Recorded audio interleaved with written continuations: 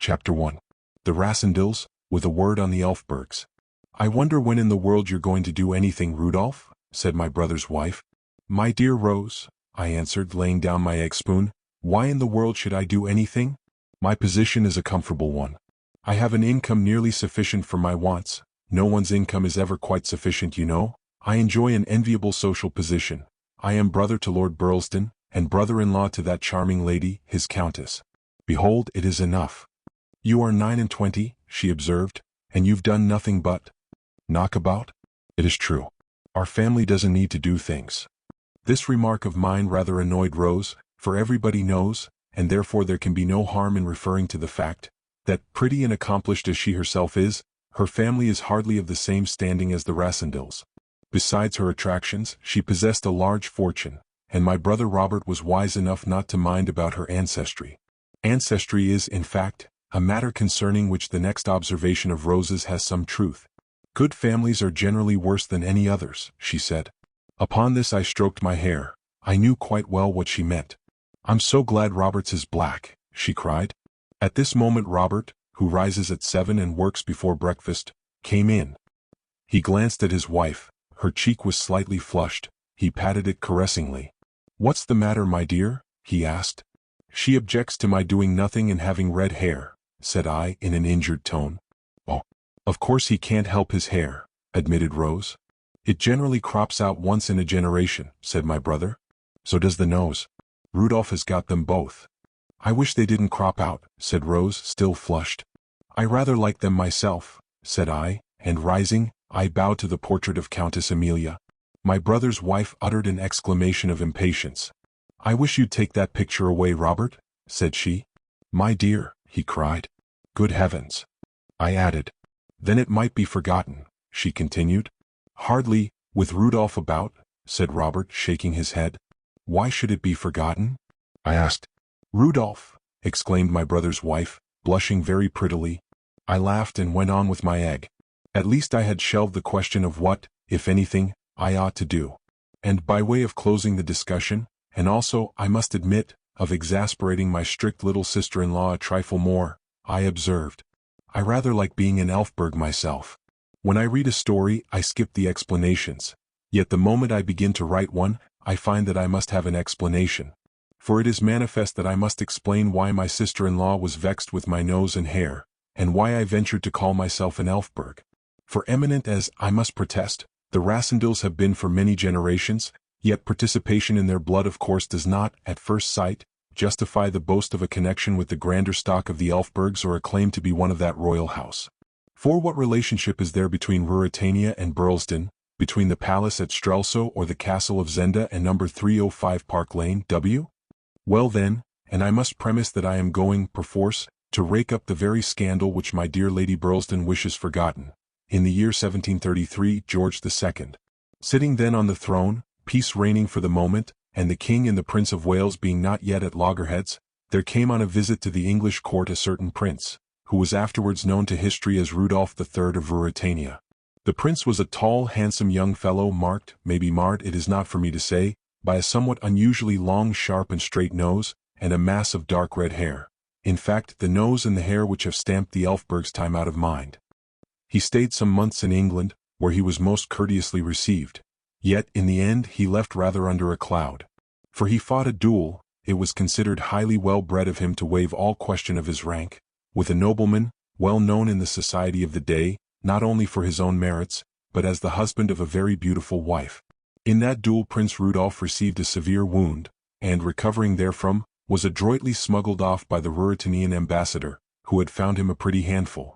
The nobleman was not wounded in the duel, but the morning being raw and damp on the occasion of the meeting, he contracted a severe chill, and failing to throw it off, he died some 6 months after the departure of Prince Rudolph, without having found leisure to adjust his relations with his wife, who, after another 2 months, bore an heir to the title and estates of the family of Burlston. This lady was the Countess Amelia, whose picture my sister-in-law wished to remove from the drawing-room in Park Lane, and her husband was James, 5th Earl of Burlston and 22nd Baron Rassendil, both in the peerage of England and a Knight of the Garter. As for Rudolph, he went back to Ruritania, married a wife and ascended the throne, whereon his progeny in the direct line have sat from then till this very hour, with one short interval. And finally, if you walk through the picture galleries at Burlesdon, among the 50 portraits or so of the last century and a half, you will find 5 or 6, including that of the 6th Earl, distinguished by long, sharp, straight noses and a quantity of dark red hair. These 5 or 6 have also blue eyes, whereas among the Rassendils dark eyes are the commoner. That is the explanation, and I am glad to have finished it. The blemishes on honorable lineage are a delicate subject, and certainly this heredity we hear so much about is the finest scandalmonger in the world. It laughs at discretion, and writes strange entries between the lines of the peerages. It will be observed that my sister-in-law, with a want of logic that must have been peculiar to herself, since we are no longer allowed to lay it to the charge of her sex, treated my complexion almost as an offense for which I was responsible, hastening to assume from that external sign inward qualities of which I protest my entire innocence, and this unjust inference she sought to buttress by pointing to the uselessness of the life I had led. Well, be that as it may, I had picked up a good deal of pleasure and a good deal of knowledge. I had been to a German school and a German university, and spoke German as readily and perfectly as English. I was thoroughly at home in French. I had a smattering of Italian and enough Spanish to swear by. I was, I believe, a strong though hardly fine swordsman and a good shot. I could ride anything that had a back to sit on, and my head was as cool a one as you could find for all its flaming cover. If you say that I ought to have spent my time in useful labor, I am out of court and have nothing to say, save that my parents had no business to leave me £2,000 a year and a roving disposition. The difference between you and Robert, said my sister-in-law, who often, bless her, speaks on a platform and oftener still as if she were on one, is that he recognizes the duties of his position, and you see the opportunities of yours. To a man of spirit, my dear Rose, I answered, opportunities are duties. Nonsense, said she, tossing her head, and after a moment she went on, now, here's Sir Jacob Borrodaile offering you exactly what you might be equal to. 1,000 thanks. I murmured. He's to have an embassy in 6 months, and Robert says he is sure that he'll take you as an attaché. Do take it, Rudolph, to please me. Now, when my sister-in-law puts the matter in that way, wrinkling her pretty brows, twisting her little hands and growing wistful in the eyes, all on account of an idle scamp like myself, for whom she has no natural responsibility, I am visited with compunction. Moreover, I thought it possible that I could pass the time in the position suggested with some tolerable amusement. Therefore I said, my dear sister, if in 6 months' time no unforeseen obstacle has arisen, and Sir Jacob invites me, hang me if I don't go with Sir Jacob. Oh, Rudolph, how good of you. I am glad. Where's he going to? He doesn't know yet, but it's sure to be a good embassy. Madam, said I, for your sake I'll go if it's no more than a beggarly legation. When I do a thing I don't do it by halves. My promise then was given, but 6 months are 6 months and seem an eternity, and inasmuch as they stretched between me and my prospective industry, I suppose attaches are industrious, but I know not, for I never became attaché to Sir Jacob or anybody else. I cast about for some desirable mode of spending them, and it occurred to me suddenly that I would visit Ruritania. It may seem strange that I had never visited that country yet, but my father, in spite of a sneaking fondness for the Elfbergs, which led him to give me, his second son, the famous Elfberg name of Rudolph, had always been averse from my going, and since his death my brother, prompted by Rose, had accepted the family tradition which taught that a wide berth was to be given to that country. But the moment Ruritania had come into my head I was eaten up with a curiosity to see it. After all, red hair and long noses are not confined to the house of Elfberg, and the old story seemed a preposterously insufficient reason for debarring myself from acquaintance with a highly interesting and important kingdom, one which had played no small part in European history, and might do the like again under the sway of a young and vigorous ruler, such as the new king was rumored to be. My determination was clinched by reading in the Times that Rudolph V was to be crowned at Strelso in the course of the next 3 weeks, and that great magnificence was to mark the occasion. At once I made up my mind to be present, and began my preparations. But inasmuch as it has never been my practice to furnish my relatives with an itinerary of my journeys, and in this case I anticipated opposition to my wishes, I gave out that I was going for a ramble in the Tyrol, an old haunt of mine, and propitiated Rose's wrath by declaring that I intended to study the political and social problems of the interesting community which dwells in that neighborhood. Perhaps, I hinted darkly, there may be an outcome of the expedition. What do you mean? She asked. Well, said I carelessly, there seems a gap that might be filled by an exhaustive work on. Oh, will you write a book? She cried, clapping her hands. That would be splendid, wouldn't it, Robert? It's the best of introductions to political life nowadays, observed my brother, who has, by the way, introduced himself in this manner several times over. Burlesdon on Ancient Theories and Modern Facts and The Ultimate Outcome, by a Political Student, are both works of recognized eminence. I believe you are right, Bob, my boy, said I. Now promise you'll do it, said Rose earnestly. No, I won't promise, but if I find enough material, I will. That's fair enough, said Robert. Oh, material doesn't matter, she said, pouting. But this time she could get no more than a qualified promise out of me. To tell the truth, I would have wagered a handsome sum that the story of my expedition that summer would stain no paper and spoil not a single pen. And that shows how little we know what the future holds. For here I am, fulfilling my qualified promise and writing as I never thought to write, a book, though it will hardly serve as an introduction to political life, and has not a jot to do with the Tyrol. Neither would it, I fear, please Lady Burlesdon, if I were to submit it to her critical eye, a step which I have no intention of taking. Chapter 2. Concerning the color of men's hair. It was a maxim of my Uncle William's that no man should pass through Paris without spending 24 hours there. My uncle spoke out of a ripe experience of the world, and I honored his advice by putting up for a day and a night at the Continental, on my way to the Tyrol. I called on George Featherly at the embassy, and we had a bit of dinner together at Durand's, and afterwards dropped into the opera, and after that we had a little supper, and after that we called on Bertram Bertrand, a versifier of some repute and Paris correspondent to the Critic. He had a very comfortable suite of rooms, and we found some pleasant fellows smoking and talking. It struck me, however, that Bertram himself was absent and in low spirits, and when everybody except ourselves had gone, I rallied him on his moping preoccupation. He fenced with me for a while, but at last, flinging himself on a sofa, he exclaimed, "Very well, have it your own way. I am in love, infernally in love." "Oh, you'll write the better poetry," said I by way of consolation. He ruffled his hair with his hand and smoked furiously. George Featherly, standing with his back to the mantelpiece, smiled unkindly. "If it's the old affair," said he, "you may as well throw it up, Bert. She's leaving Paris tomorrow." "I know that," snapped Bertram. "Not that it would make any difference if she stayed," pursued the relentless George. "She flies higher than the paper trade, my boy." "Hang her," said Bertram. "It would make it more interesting for me," I ventured to observe, "if I knew who you were talking about." "Antoinette Mauban," said George. "De Mauban," growled Bertram.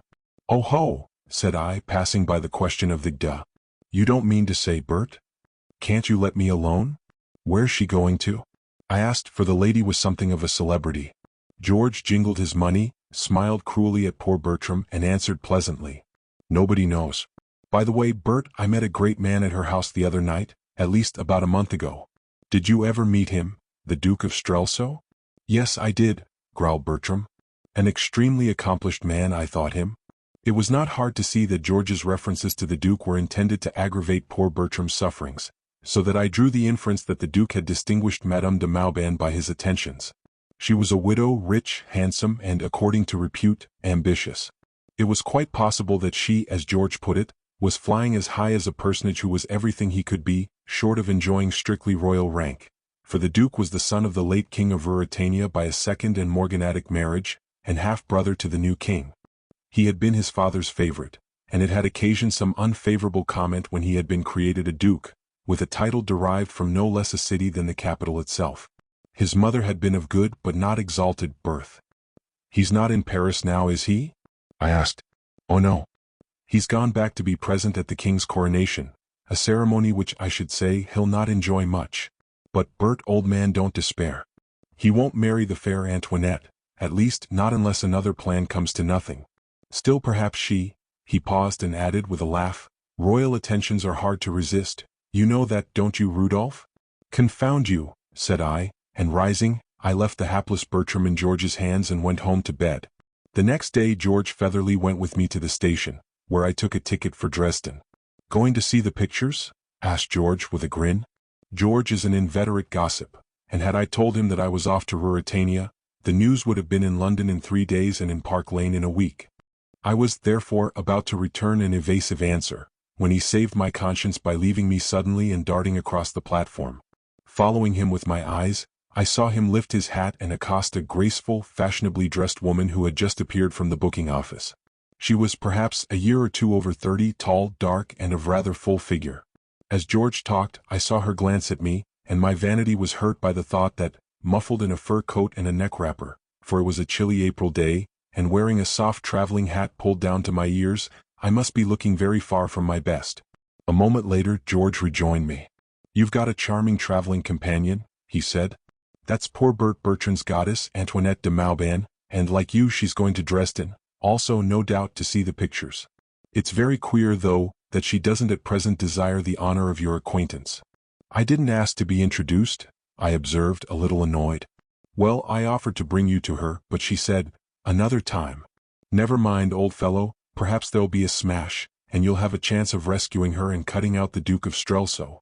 No smash, however, happened either to me or to Madame de Mauban. I can speak for her as confidently as for myself, for when, after a night's rest in Dresden, I continued my journey, she got into the same train. Understanding that she wished to be let alone, I avoided her carefully, but I saw that she went the same way as I did to the very end of my journey, and I took opportunities of having a good look at her, when I could do so unobserved. As soon as we reached the Ruritanian frontier, where the old officer who presided over the custom house favored me with such a stare that I felt surer than before of my Elfberg physiognomy, I bought the papers and found in them news which affected my movements. For some reason which was not clearly explained, and seemed to be something of a mystery, the date of the coronation had been suddenly advanced, and the ceremony was to take place on the next day but one. The whole country seemed in a stir about it, and it was evident that Strelso was thronged. Rooms were all let and hotels overflowing. There would be very little chance of my obtaining a lodging, and I should certainly have to pay an exorbitant charge for it. I made up my mind to stop at Zenda, a small town 50 miles short of the capital, and about 10 from the frontier. My train reached there in the evening. I would spend the next day, Tuesday, in a wander over the hills, which were said to be very fine, and in taking a glance at the famous castle, and go over by train to Strelso on the Wednesday morning, returning at night to sleep at Zenda. Accordingly at Zenda I got out, and as the train passed where I stood on the platform, I saw my friend Madame de Mauban in her place. Clearly she was going through to Strelso, having, with more providence than I could boast, secured apartments there. I smiled to think how surprised George Featherly would have been to know that she and I had been fellow travelers for so long. I was very kindly received at the hotel. It was really no more than an inn, kept by a fat old lady and her 2 daughters. They were good, quiet people and seemed very little interested in the great doings at Strelso. The old lady's hero was the Duke, for he was now, under the late king's will, master of the Zenda estates and of the castle, which rose grandly on its steep hill at the end of the valley a mile or so from the inn. The old lady, indeed, did not hesitate to express regret that the Duke was not on the throne, instead of his brother. "We know Duke Michael," said she. "He has always lived among us. Every Ruritanian knows Duke Michael. But the king is almost a stranger. He has been so much abroad, not 1 in 10 knows him even by sight." "And now," chimed in one of the young women, "they say he has shaved off his beard so that no one at all knows him." "Shaved his beard?" exclaimed her mother. "Who says so?" "Johann, the Duke's keeper. He has seen the king." "Ah yes. The king, sir, is now at the Duke's hunting lodge in the forest here. From here he goes to Strelso to be crowned on Wednesday morning." I was interested to hear this, and made up my mind to walk next day in the direction of the lodge, on the chance of coming across the king. The old lady ran on garrulously. "Ah, and I wish he would stay at his hunting. That and wine, and one thing more, are all he loves, they say, and suffer our Duke to be crowned on Wednesday. That I wish, and I don't care who knows it." "Hush, mother," urged the daughters. "Oh, there's many to think as I do," cried the old woman stubbornly. I threw myself back in my deep armchair and laughed at her zeal. "For my part," said the younger and prettier of the 2 daughters, a fair, buxom, smiling wench, "I hate Black Michael. A red Elfberg for me, mother. The king, they say, is as red as a fox or as—" And she laughed mischievously as she cast a glance at me, and tossed her head at her sister's reproving face.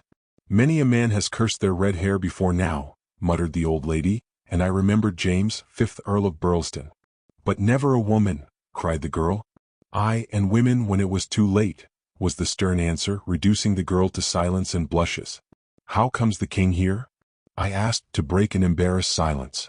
"It is the Duke's land here, you say?" "The Duke invited him, sir, to rest here till Wednesday. The Duke is at Strelso, preparing the king's reception." "Then they're friends?" "None better," said the old lady. But my rosy damsel tossed her head again, she was not to be repressed for long, and she broke out again. They love one another as men do who want the same place and the same wife.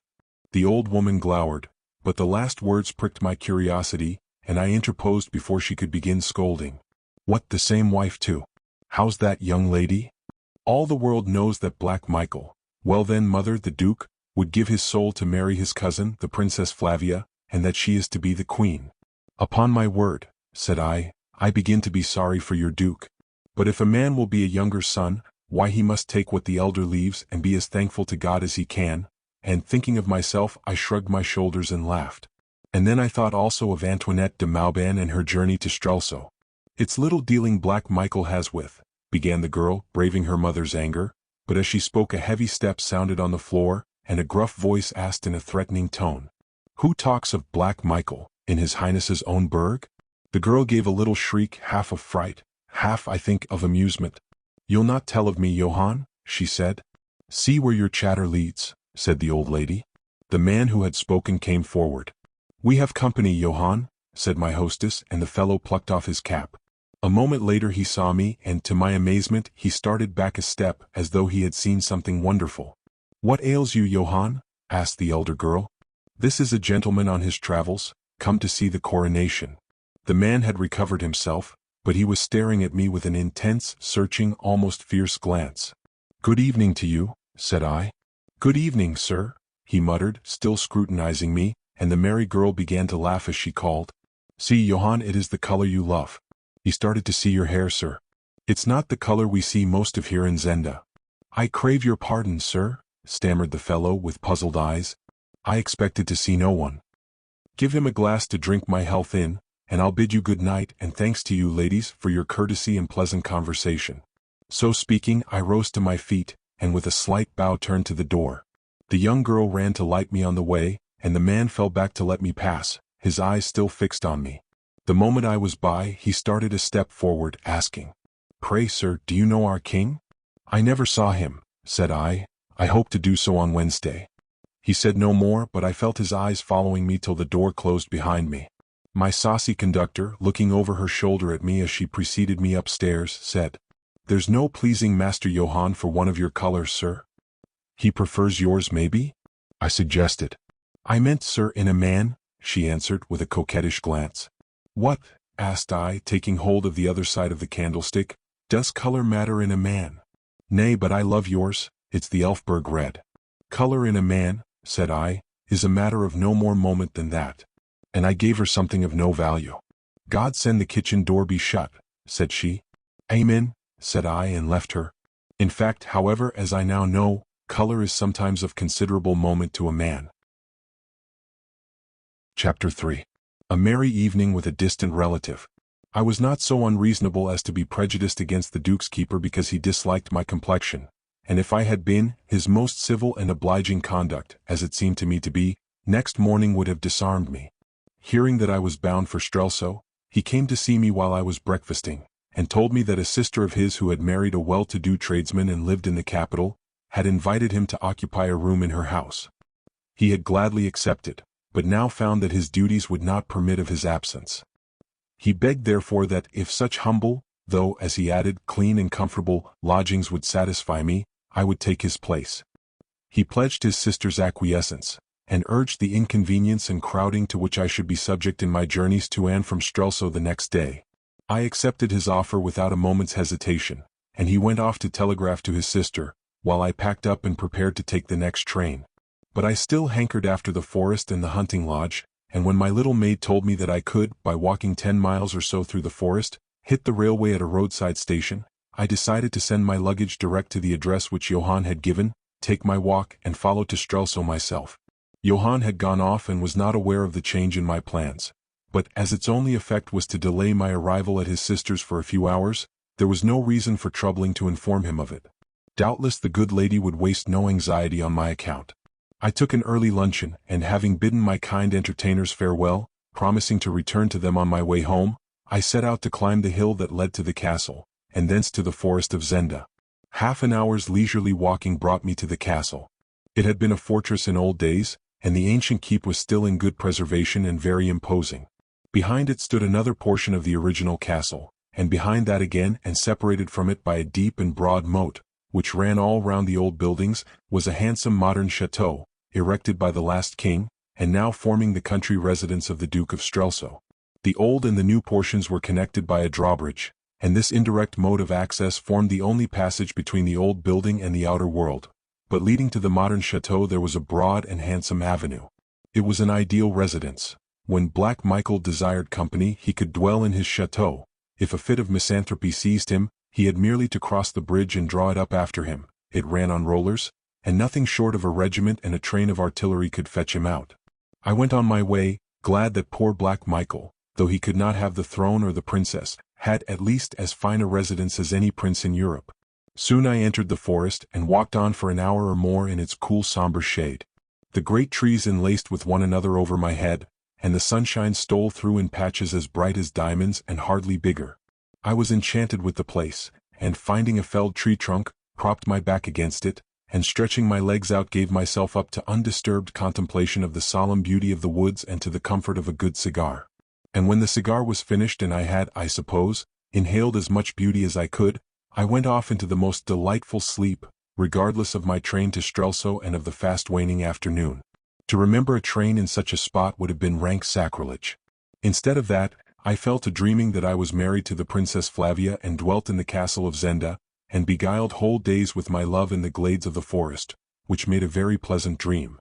In fact, I was just impressing a fervent kiss on the charming lips of the princess, when I heard, and the voice seemed at first a part of the dream, someone exclaim in rough strident tones, "Why, the devil's in it! Shave him and he'd be the king." The idea seemed whimsical enough for a dream. By the sacrifice of my heavy mustache and carefully pointed imperial, I was to be transformed into a monarch. I was about to kiss the princess again when I arrived, very reluctantly, at the conclusion that I was awake. I opened my eyes and found two men regarding me with much curiosity. Both wore shooting costumes and carried guns. One was rather short and very stoutly built, with a big bullet-shaped head, a bristly gray mustache and small pale blue eyes, a trifle bloodshot. The other was a slender young fellow of middle height, dark in complexion, and bearing himself with grace and distinction. I set the one down as an old soldier, the other for a gentleman accustomed to move in good society, but not unused to military life either. It turned out afterwards that my guess was a good one. The elder man approached me, beckoning the younger to follow. He did so, courteously raising his hat. I rose slowly to my feet. "He's the height too," I heard the elder murmur as he surveyed my 6 feet 2 inches of stature. Then, with a cavalier touch of the cap, he addressed me. "May I ask your name?" "As you have taken the first step in the acquaintance, gentlemen," said I with a smile, "suppose you give me a lead in the matter of names." The young man stepped forward with a pleasant smile. "This," said he, "is Colonel Sapt, and I am called Fritz von Tarlenheim. We are both in the service of the King of Ruritania."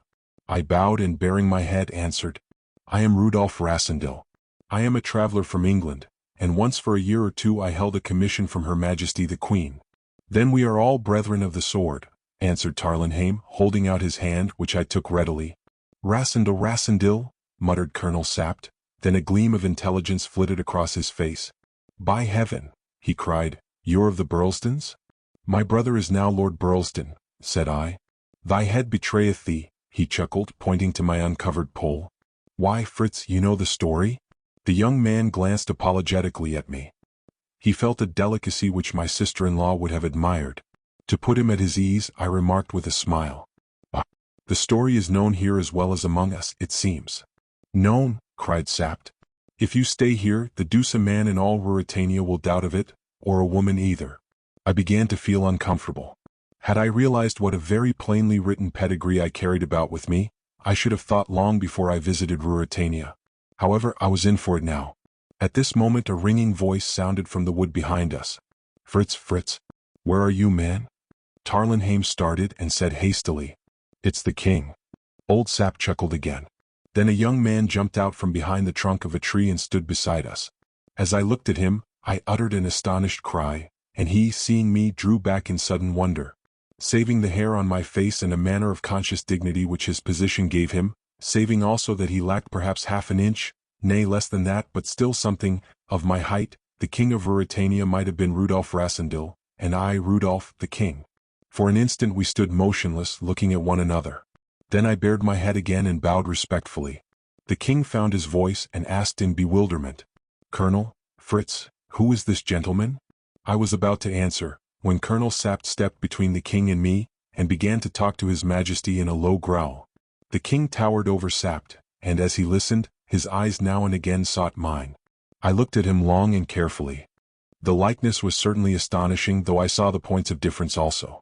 The king's face was slightly more fleshy than mine, the oval of its contour the least trifle more pronounced, and as I fancied, his mouth lacking something of the firmness or obstinacy, which was to be gathered from my close-shutting lips.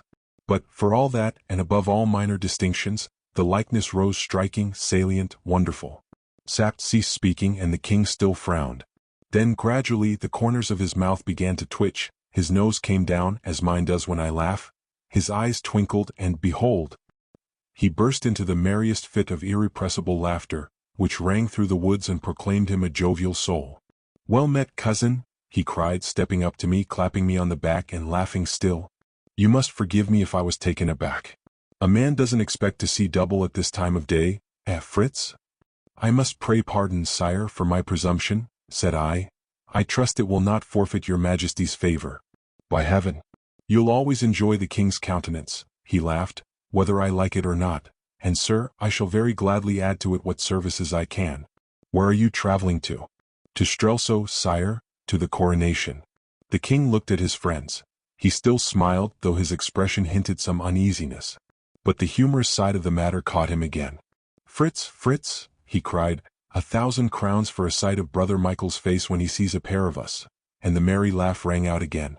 "Seriously," observed Fritz von Tarlenheim, "I question Mr. Rassendill's wisdom in visiting Strelso just now." The king lit a cigarette. "Well, Sapt," said he questioningly. "He mustn't go," growled the old fellow. "Come, Colonel, you mean that I should be in Mr. Rassendill's debt if—" "Oh, I wrap it up in the right way," said Sapt, hauling a great pipe out of his pocket. "Enough, sire," said I. "I'll leave Ruritania today." "No, by thunder you shan't, and that's sans phrase as Sapt likes it. For you shall dine with me tonight, happen what will afterwards. Come, man, you don't meet a new relation every day." "We dine sparingly tonight," said Fritz von Tarlenheim. "Not we, with our new cousin for a guest," cried the king, and as Fritz shrugged his shoulders he added, "Oh, I'll remember our early start, Fritz." "So will I, tomorrow morning," said old Sapt, pulling at his pipe. "Oh, wise old Sapt," cried the king. "Come, Mr. Rassendyll, by the way, what name did they give you?" "Your Majesty's," I answered, bowing. "Well, that shows they weren't ashamed of us," he laughed. "Come then, cousin Rudolph, I've got no house of my own here, but my dear brother Michael lends us a place of his, and we'll make shift to entertain you there," and he put his arm through mine and signing to the others to accompany us, walked me off westerly through the forest. We walked for more than half an hour, and the king smoked cigarettes and chattered incessantly. He was full of interest in my family, laughed heartily when I told him of the portraits with Elfberg hair in our galleries, and yet more heartily when he heard that my expedition to Ruritania was a secret one. "You have to visit your disreputable cousin on the sly, have you?" said he. Suddenly emerging from the wood, we came on a small and rude hunting lodge. It was a one-story building, a sort of bungalow built entirely of wood. As we approached it, a little man in a plain livery came out to meet us. The only other person I saw about the place was a fat, elderly woman, whom I afterwards discovered to be the mother of Johann, the Duke's keeper. "Well, is dinner ready, Joseph?" asked the king. The little servant informed us that it was, and we soon sat down to a plentiful meal. The fare was plain enough. The king ate heartily, Fritz von Tarlenheim delicately, old Sapt voraciously. I played a good knife and fork as my custom is. The king noticed my performance with approval. "We're all good trenchermen, we Elfbergs," said he. "But what? We're eating dry. Wine, Joseph? Why, man, are we beasts to eat without drinking? Are we cattle, Joseph?" At this reproof Joseph hastened to load the table with bottles. "Remember tomorrow," said Fritz. "Aye, tomorrow," said old Sapt. The king drained a bumper to his cousin Rudolph, as he was gracious, or merry, enough to call me, and I drank its fellow to the Elfberg Red, whereat he laughed loudly. Now, be the meat what it might, the wine we drank was beyond all price or praise, and we did it justice. Fritz ventured once to stay the king's hand. "What?" cried the king. Remember, you start before I do, Master Fritz. You must be more sparing by 2 hours than I. Fritz saw that I did not understand. The colonel and I, he explained, leave here at 6. We ride down to Zenda and return with the guard of honor to fetch the king at 8, and then we all ride together to the station. Hang that same guard, growled Sapt. Oh, it's very civil of my brother to ask the honor for his regiment, said the king. Come, cousin, you need not start early. Another bottle, man? I had another bottle, or rather a part of one, for the larger half traveled quickly down His Majesty's throat. Fritz gave up his attempts at persuasion. From persuading, he fell to being persuaded, and soon we were all of us as full of wine as we had any right to be. The king began talking of what he would do in the future, old Sapt of what he had done in the past, Fritz of some beautiful girl or other, and I of the wonderful merits of the Elfberg dynasty. We all talked at once, and followed to the letter Sapt's exhortation to let the morrow take care of itself. At last the king set down his glass and leant back in his chair. I have drunk enough, said he. Far be it from me to contradict the king, said I. Indeed, his remark was most absolutely true so far as it went. While I yet spoke, Joseph came and set before the king a marvelous old wicker-covered flagon. It had lain so long in some darkened cellar that it seemed to blink in the candlelight. His Highness the Duke of Strelso bade me set this wine before the king, when the king was weary of all other wines, and pray the king to drink for the love that he bears his brother. Well done, Black Michael, said the king. Out with the cork, Joseph. Hang him. Did he think I'd flinch from his bottle? The bottle was opened and Joseph filled the king's glass. The king tasted it. Then, with a solemnity born of the hour and his own condition, he looked round on us. Gentlemen, my friends, Rudolph, my cousin, 'tis a scandalous story, Rudolph, on my honor. Everything is yours to the half of Ruritania. But ask me not for a single drop of this divine bottle, which I will drink to the health of that sly knave, my brother, Black Michael. And the king seized the bottle and turned it over his mouth, and drained it and flung it from him, and laid his head on his arms on the table. And we drank pleasant dreams to his majesty, and that is all I remember of the evening. Perhaps it is enough. Chapter 4. The king keeps his appointment. Whether I had slept a minute or a year I knew not. I awoke with a start and a shiver, my face, hair and clothes dripped water, and opposite me stood old Sapt, a sneering smile on his face and an empty bucket in his hand. On the table by him sat Fritz von Tarlenheim, pale as a ghost and black as a crow under the eyes. I leapt to my feet in anger. Your joke goes too far, sir, I cried. Tut, man, we've no time for quarreling. Nothing else would rouse you. It's 5 o'clock.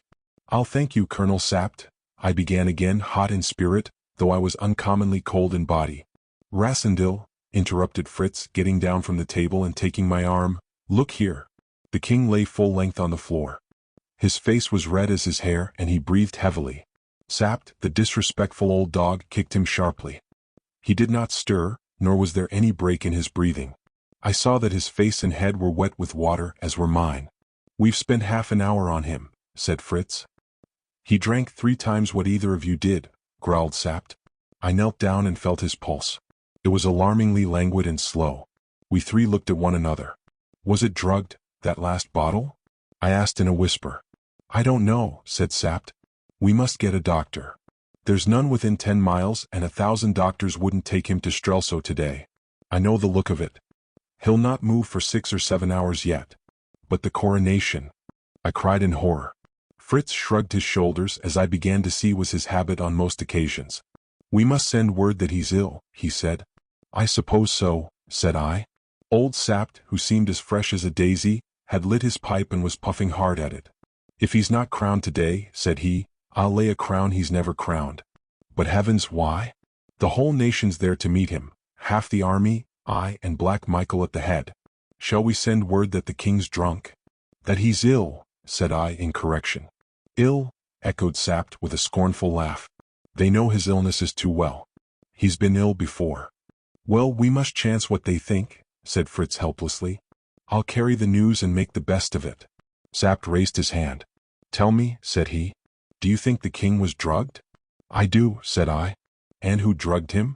That damned hound Black Michael, said Fritz between his teeth. Aye, said Sapt, that he might not come to be crowned. Rassendyll here doesn't know our pretty Michael.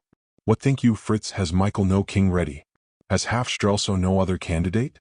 As God's alive, man, The throne's lost if the king show himself not in Strelso today. I know Black Michael. We could carry him there, said I. And a very pretty picture he makes, sneered Sapt. Fritz von Tarlenheim buried his face in his hands. The king breathed loudly and heavily. Sapt stirred him again with his foot. The drunken dog, he said, but he's an Elfberg and the son of his father, and may I rot in hell before Black Michael sits in his place. For a moment or two we were all silent. Then Sapt, knitting his bushy gray brows, took his pipe from his mouth and said to me, as a man grows old he believes in fate. Fate sent you here. Fate sends you now to Strelso. I staggered back, murmuring, good God. Fritz looked up with an eager, bewildered gaze. Impossible. I muttered. I should be known. It's a risk, against a certainty, said Sapt. If you shave I'll wager you'll not be known. Are you afraid? Sir. Come lad, there, but it's your life you know if you're known, and mine, and Fritz is here. But if you don't go, I swear to you Black Michael will sit tonight on the throne, and the king lie in prison or his grave. The king would never forgive it, I stammered. Are we women? Who cares for his forgiveness? The clock ticked 50 times and 60 and 70 times as I stood in thought. Then I suppose a look came over my face, for old Sapt caught me by the hand, crying, You'll go? Yes, I'll go, said I, and I turned my eyes on the prostrate figure of the king on the floor. Tonight, Sapt went on in a hasty whisper, we are to lodge in the palace. The moment they leave us you and I will mount our horses. Fritz must stay there and guard the king's room, and ride here at a gallop. The king will be ready, Joseph will tell him, and he must ride back with me to Strelso, and you ride as if the devil were behind you to the frontier. I took it all in a second and nodded my head. There's a chance, said Fritz with his first sign of hopefulness. If I escape detection, said I. If we're detected, said Sapt. I'll send Black Michael down below before I go myself, so help me heaven. Sit in that chair, man. I obeyed him. He darted from the room calling, Joseph, Joseph. In 3 minutes he was back and Joseph with him. The latter carried a jug of hot water, soap and razors. He was trembling as Sapt told him how the land lay and bade him shave me. Suddenly Fritz smote on his thigh. But the guard. They'll know. They'll know. Oh, we shan't wait for the guard. We'll ride to Hofbau and catch a train there. When they come, the bird'll be flown. But the king? The king will be in the wine cellar. I'm going to carry him there now. If they find him? They won't. How should they? Joseph will put them off. But, Sapt stamped his foot. We're not playing, he roared. My God, don't I know the risk? If they do find him, he's no worse off than if he isn't crowned today in Strelso. So speaking, he flung the door open and, stooping, put forth a strength I did not dream he had, and lifted the king in his hands. And as he did so, the old woman, Johann the keeper's mother, stood in the doorway. For a moment she stood, then she turned on her heel, without a sign of surprise, and clattered down the passage. Has she heard? Cried Fritz. I'll shut her mouth, said Sapt grimly, and he bore off the king in his arms. For me, I sat down in an armchair, and as I sat there, half-dazed, Joseph clipped and scraped me till my mustache and imperial were things of the past and my face was as bare as the king's. And when Fritz saw me thus he drew a long breath and exclaimed, By Jove, we shall do it. It was 6 o'clock now and we had no time to lose.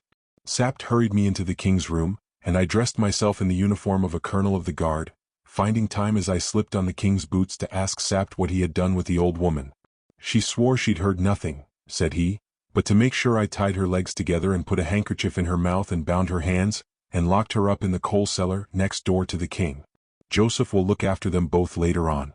Then I burst out laughing and even old Sapt grimly smiled. I fancy, said he, that when Joseph tells them the king is gone they'll think it is because we smelt a rat. For you may swear Black Michael doesn't expect to see him in Strelso today. I put the king's helmet on my head. Old Sapt handed me the king's sword, looking at me long and carefully. Thank God he shaved his beard, he exclaimed. Why did he? I asked.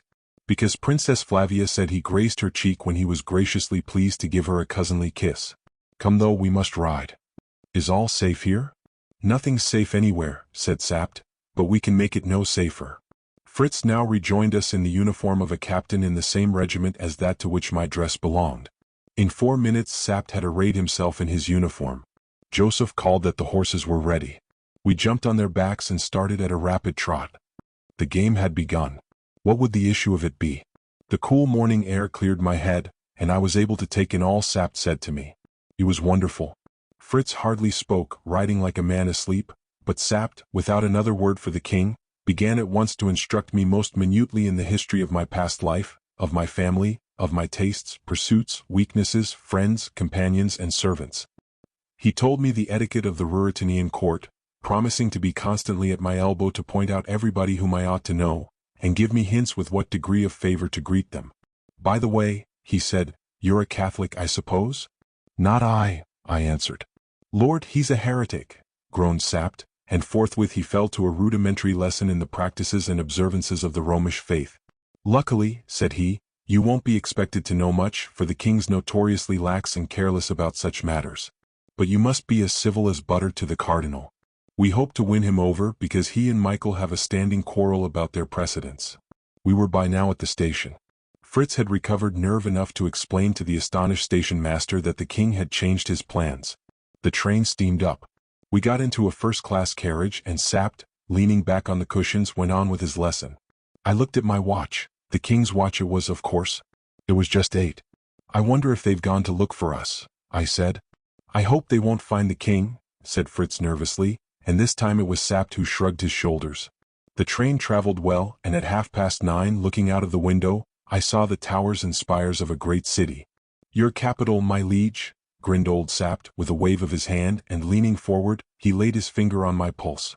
A little too quick, said he in his grumbling tone. I'm not made of stone, I exclaimed. You'll do, said he with a nod. We must say Fritz here has caught the ague. Drain your flask, Fritz, for heaven's sake, boy. Fritz did as he was bid.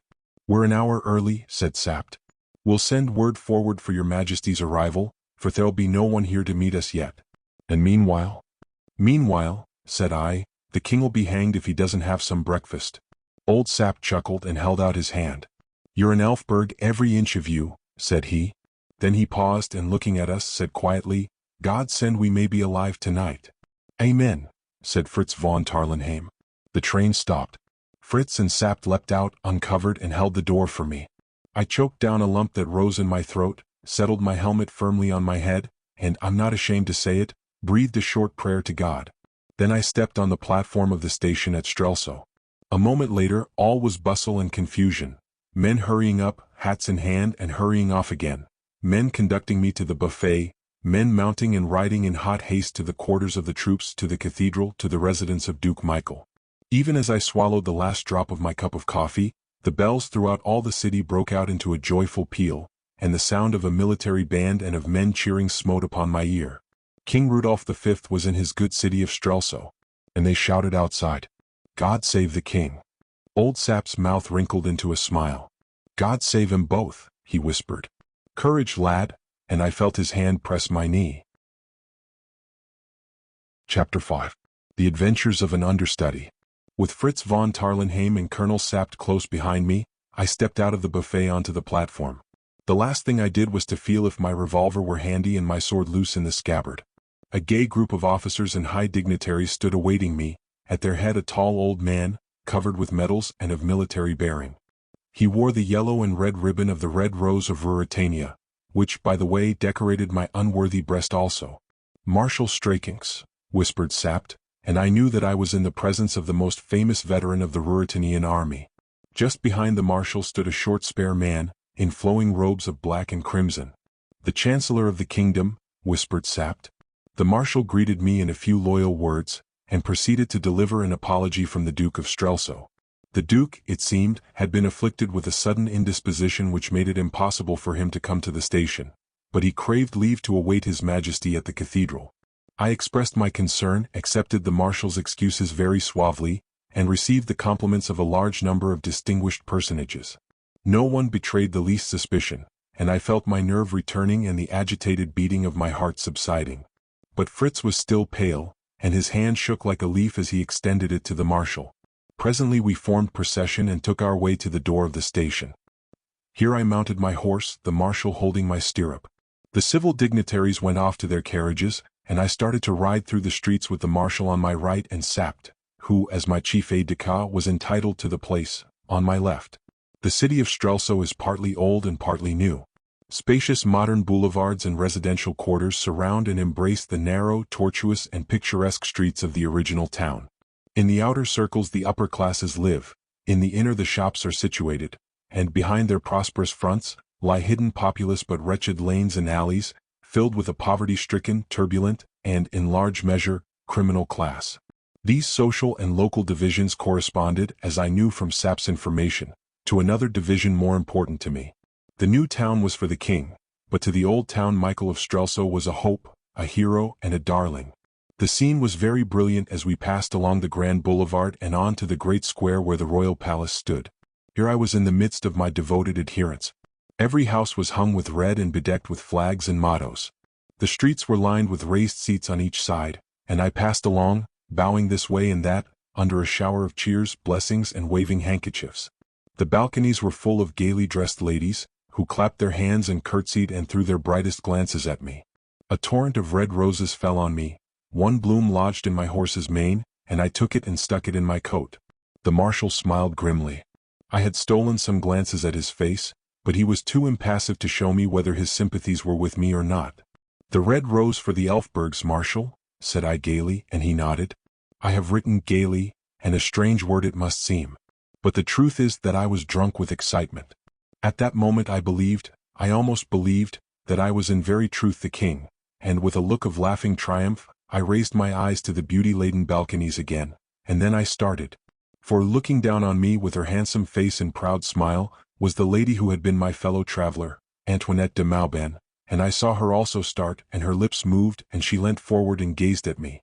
And I, collecting myself, met her eyes full and square, while again I felt my revolver. Suppose she had cried aloud, "That's not the king." Well, we went by, and then the marshal, turning round in his saddle, waved his hand, and the cuirassiers closed round us, so that the crowd could not come near me. We were leaving my quarter and entering Duke Michael's, and this action of the marshal's showed me more clearly than words what the state of feeling in the town must be. But if fate made me a king, the least I could do was to play the part handsomely. "Why this change in our order, Marshal?" said I. The marshal bit his white mustache. "It is more prudent, sire," he murmured. I drew rein. "Let those in front ride on," said I, "till they are 50 yards ahead.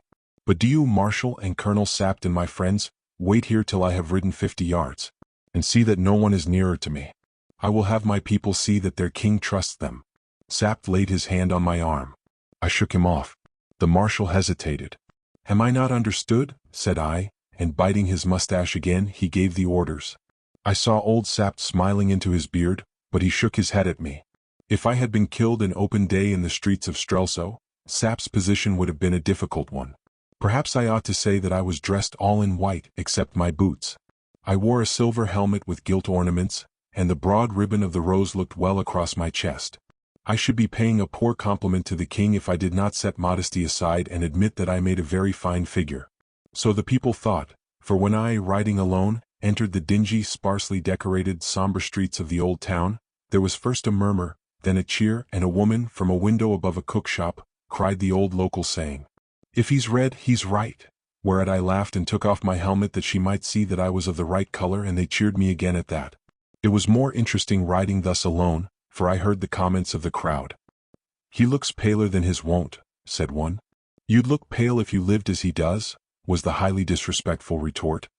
"He's a bigger man than I thought," said another. "So he had a good jaw under that beard after all," commented a third. "The pictures of him aren't handsome enough," declared a pretty girl, taking great care that I should hear. No doubt it was mere flattery. But, in spite of these signs of approval and interest, the mass of the people received me in silence and with sullen looks, and my dear brother's portrait ornamented most of the windows, which was an ironical sort of greeting to the king. I was quite glad that he had been spared the unpleasant sight. He was a man of quick temper, and perhaps he would not have taken it so placidly as I did. At last we were at the cathedral. Its great grey front, embellished with hundreds of statues and boasting a pair of the finest oak doors in Europe, rose for the first time before me, and the sudden sense of my audacity almost overcame me. Everything was in a mist as I dismounted. I saw the marshal and Sapt dimly, and dimly the throng of gorgeously robed priests who awaited me. And my eyes were still dim as I walked up the great nave, with the pealing of the organ in my ears. I saw nothing of the brilliant throng that filled it, I hardly distinguished the stately figure of the cardinal as he rose from the archiepiscopal throne to greet me. Two faces only stood out side by side clearly before my eyes. The face of a girl, pale and lovely, surmounted by a crown of the glorious Elfberg hair, for in a woman it is glorious, and the face of a man whose full-blooded red cheeks, black hair, and dark deep eyes told me that at last I was in the presence of my brother, Black Michael. And when he saw me his red cheeks went pale all in a moment, and his helmet fell with a clatter on the floor. Till that moment I believed that he had not realized that the king was in very truth come to Strelso. Of what followed next I remember nothing. I knelt before the altar and the cardinal anointed my head. Then I rose to my feet and stretched out my hand and took from him the crown of Ruritania and set it on my head, and I swore the old oath of the king, and if it were a sin may it be forgiven me, I received the holy sacrament there before them all. Then the great organ pealed out again, the marshal bade the heralds proclaim me, and Rudolph V was crowned king, of which imposing ceremony an excellent picture hangs now in my dining room. The portrait of the king is very good. Then the lady with the pale face and the glorious hair, her train held by two pages, stepped from her place and came to where I stood. And a herald cried, "Her Royal Highness the Princess Flavia." She curtsied low, and put her hand under mine and raised my hand and kissed it. And for an instant I thought what I had best do. Then I drew her to me and kissed her twice on the cheek, and she blushed red, and then His Eminence the Cardinal Archbishop slipped in front of Black Michael, and kissed my hand and presented me with a letter from the Pope, the first and last which I have received from that exalted quarter. And then came the Duke of Strelso. His step trembled, I swear, and he looked to the right and to the left as a man looks who thinks on flight, and his face was patched with red and white, and his hand shook so that it jumped under mine, and I felt his lips dry and parched. And I glanced at Sapt, who was smiling again into his beard, and resolutely doing my duty in that station of life to which I had been marvelously called, I took my dear Michael by both hands and kissed him on the cheek. I think we were both glad when that was over. But neither in the face of the princess nor in that of any other did I see the least doubt or questioning. Yet, had I and the king stood side by side, she could have told us in an instant, or at least on a little consideration. But neither she nor anyone else dreamed or imagined that I could be other than the king. So the likeness served, and for an hour I stood there, feeling as weary and blasé as though I had been a king all my life, and everybody kissed my hand, and the ambassadors paid me their respects, among them old Lord Topham, at whose house in Grosvenor Square I had danced a score of times. Thank heaven, the old man was as blind as a bat, and did not claim my acquaintance. Then back we went through the streets to the palace, and I heard them cheering Black Michael. But he, Fritz told me, sat biting his nails like a man in a reverie, and even his own friends said that he should have made a braver show. I was in a carriage now, side by side with the Princess Flavia, and a rough fellow cried out, "And when's the wedding?" And as he spoke another struck him in the face, crying, "Long live Duke Michael," and the princess colored, it was an admirable tint, and looked straight in front of her. Now I felt in a difficulty, because I had forgotten to ask Sapt the state of my affections, or how far matters had gone between the princess and myself. Frankly, had I been the king, the further they had gone the better should I have been pleased. For I am not a slow-blooded man, and I had not kissed Princess Flavia's cheek for nothing. These thoughts passed through my head, but not being sure of my ground I said nothing, and in a moment or two the princess, recovering her equanimity, turned to me. "Do you know, Rudolph," said she, "you look somehow different today?" The fact was not surprising, but the remark was disquieting. "You look," she went on, "more sober, more sedate, you're almost careworn, and I declare you're thinner.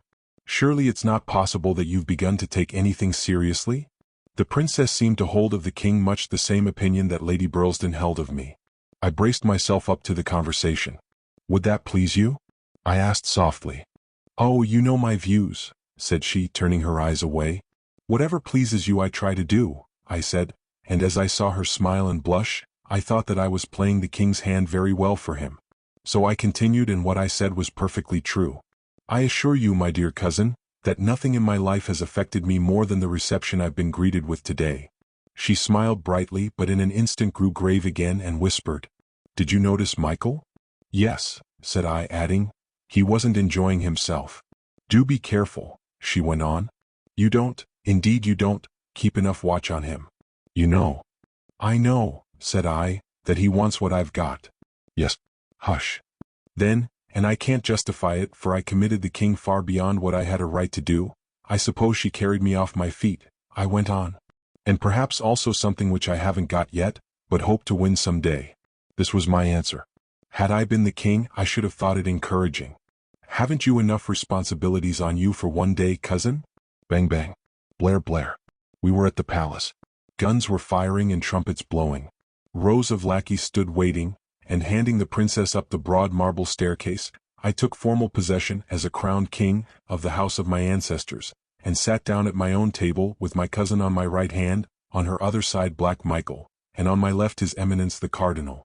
Behind my chair stood Sapt, and at the end of the table, I saw Fritz von Tarlenheim drain to the bottom his glass of champagne rather sooner than he decently should. I wondered what the king of Ruritania was doing. Chapter 6. The Secret of a Cellar. We were in the king's dressing room, Fritz von Tarlenheim, Sapt and I. I flung myself exhausted into an armchair. Sapt lit his pipe. He uttered no congratulations on the marvelous success of our wild risk, but his whole bearing was eloquent of satisfaction. The triumph, aided perhaps by good wine, had made a new man of Fritz. "What a day for you to remember," he cried. "Gad, I'd like to be king for 12 hours myself. But, Rassendyll, you mustn't throw your heart too much into the part." I don't wonder Black Michael looked blacker than ever. You and the princess had so much to say to one another. "How beautiful she is," I exclaimed. "Never mind the woman," growled Sapt. "Are you ready to start?" "Yes," said I with a sigh. It was 5 o'clock, and at 12 I should be no more than Rudolf Rassendyll. I remarked on it in a joking tone. "You'll be lucky," observed Sapt grimly, "if you're not the late Rudolf Rassendyll. By heaven, I feel my head wobbling on my shoulders every minute you're in the city. Do you know, friend, that Michael has had news from Zenda? He went into a room alone to read it, and he came out looking like a man dazed." "I'm ready," said I, this news making me none the more eager to linger. Sapt sat down. "I must write us an order to leave the city. Michael's governor, you know, and we must be prepared for hindrances. You must sign the order." "My dear Colonel, I've not been bred a forger." Out of his pocket Sapt produced a piece of paper. "There's the king's signature," he said, "and here," he went on after another search in his pocket, "is some tracing paper. If you can't manage a Rudolph in 10 minutes, why, I can." "Your education has been more comprehensive than mine," said I. "You write it?" And a very tolerable forgery did this versatile hero produce. "Now, Fritz," said he, "the king goes to bed. He is upset. No one is to see him till 9 o'clock tomorrow. You understand, no one?" "I understand," answered Fritz. "Michael may come and claim immediate audience. You'll answer that only princes of the blood are entitled to it." "That'll annoy Michael," laughed Fritz. "You quite understand?" asked Sapt again. "If the door of this room is opened while we're away, you're not to be alive to tell us about it." "I need no schooling, Colonel," said Fritz, a trifle haughtily. "Here, wrap yourself in this big cloak," Sapt continued to me, "and put on this flat cap. My orderly rides with me to the hunting lodge tonight." "There's an obstacle," I observed. "The horse doesn't live that can carry me 40 miles. "Oh yes, he does, 2 of him, one here, one at the lodge. Now, are you ready?" "I'm ready," said I. Fritz held out his hand. "In case," said he, and we shook hands heartily. "Damn your sentiment," growled Sapt. "Come along." He went not to the door but to a panel in the wall. "In the old king's time," said he, "I knew this way well." I followed him, and we walked, as I should estimate, near 200 yards along a narrow passage. Then we came to a stout oak door. Sapt unlocked it. We passed through, and found ourselves in a quiet street that ran along the back of the palace gardens. A man was waiting for us with 2 horses. One was a magnificent bay, up to any weight, the other a sturdy brown. Sapt signed to me to mount the bay. Without a word to the man, we mounted and rode away. The town was full of noise and merriment, but we took secluded ways. My cloak was wrapped over half my face. The capacious flat cap hid every lock of my telltale hair. By Sapt's directions I crouched on my saddle, and rode with such a round back as I hoped never to exhibit on a horse again. Down a long narrow lane we went, meeting some wanderers and some roisterers, and as we rode, we heard the cathedral bells still clanging out their welcome to the king. It was 6:30 and still light. At last we came to the city wall and to a gate. "Have your weapon ready," whispered Sapt. "We must stop his mouth if he talks." I put my hand on my revolver. Sapt hailed the doorkeeper. The stars fought for us. A little girl of 14 tripped out. "Please, sir, father's gone to see the king." "He'd better have stayed here," said Sapt to me, grinning. "But he said I wasn't to open the gate, sir." Did he, my dear? Said Sapt, dismounting. Then give me the key. The key was in the child's hand. Sapt gave her a crown. Here's an order from the king. Show it to your father. Orderly, open the gate. I leapt down.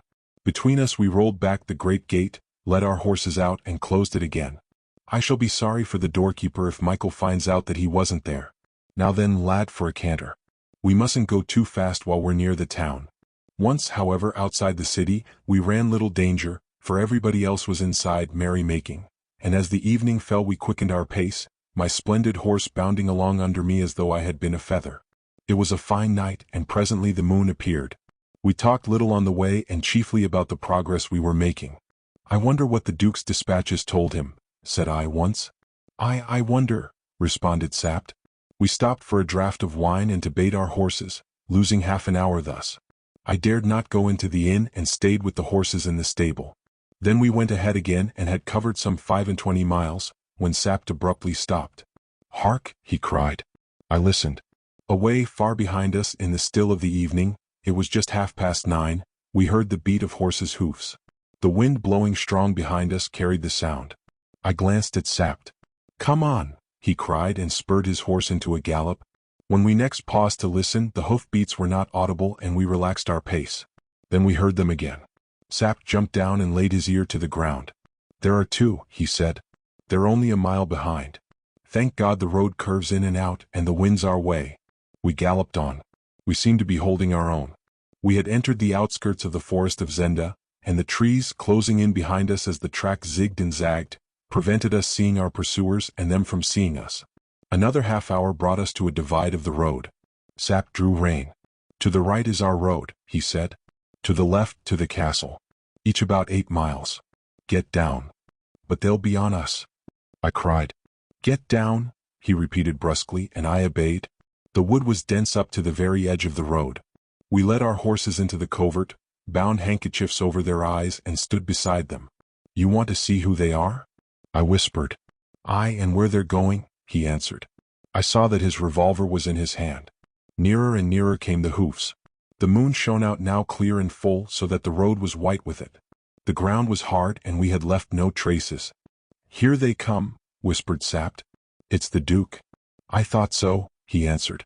It was the Duke, and with him a burly fellow whom I knew well, and who had cause to know me afterwards. Max Half, brother to Johann the keeper and body servant to his highness. They were up to us. The Duke reined up. I saw Sapt's finger curl lovingly towards the trigger. I believe he would have given 10 years of his life for a shot, and he could have picked off Black Michael as easily as I could a barn door fowl in a farmyard. I laid my hand on his arm. He nodded reassuringly. He was always ready to sacrifice inclination to duty. Which way? Asked Black Michael. To the castle, your highness, urged his companion. There we shall learn the truth. For an instant the Duke hesitated. I thought I heard hoofs, said he. I think not, your highness. Why shouldn't we go to the lodge? I fear a trap. If all is well, why go to the lodge? If not, it's a snare to trap us. Suddenly the Duke's horse neighed. In an instant we folded our cloaks close round our horses' heads, and holding them thus, covered the Duke and his attendant with our revolvers. If they had found us, they had been dead men or our prisoners. Michael waited a moment longer. Then he cried, To Zenda then, and setting spurs to his horse galloped on. Sapt raised his weapon after him, and there was such an expression of wistful regret on his face that I had much ado not to burst out laughing. For 10 minutes we stayed where we were. You see, said Sapt, they've sent him news that all is well. What does that mean? I asked. God knows, said Sapt, frowning heavily. But it's brought him from Strelso in a rare puzzle. Then we mounted and rode as fast as our weary horses could lay their feet to the ground. For those last 8 miles we spoke no more. Our minds were full of apprehension. All is well. What did it mean? Was all well with the king? At last the lodge came in sight. Spurring our horses to a last gallop, we rode up to the gate. All was still and quiet. Not a soul came to meet us. We dismounted in haste. Suddenly Sapt caught me by the arm. Look there, he said, pointing to the ground. I looked down.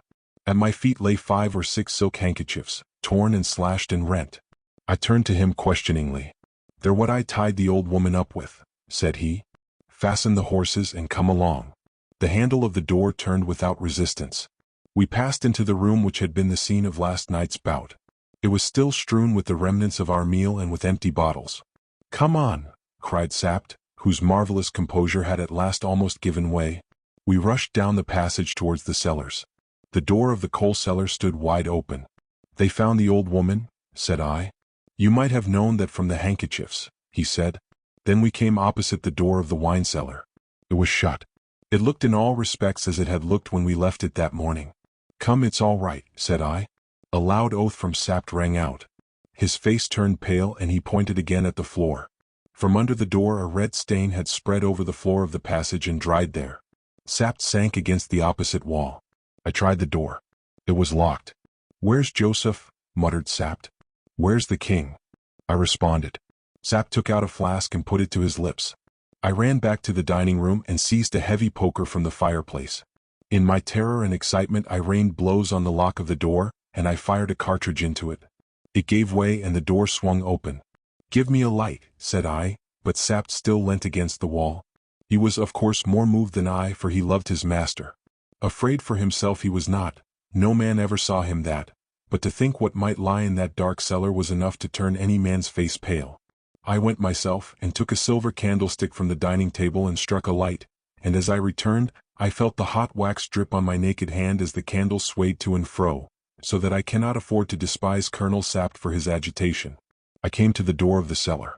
The red stain, turning more and more to a dull brown, stretched inside. I walked 2 yards into the cellar and held the candle high above my head. I saw the full bins of wine. I saw spiders crawling on the walls.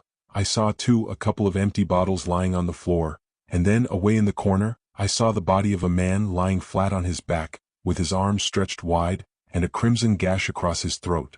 I walked to him and knelt down beside him, and commended to God the soul of a faithful man.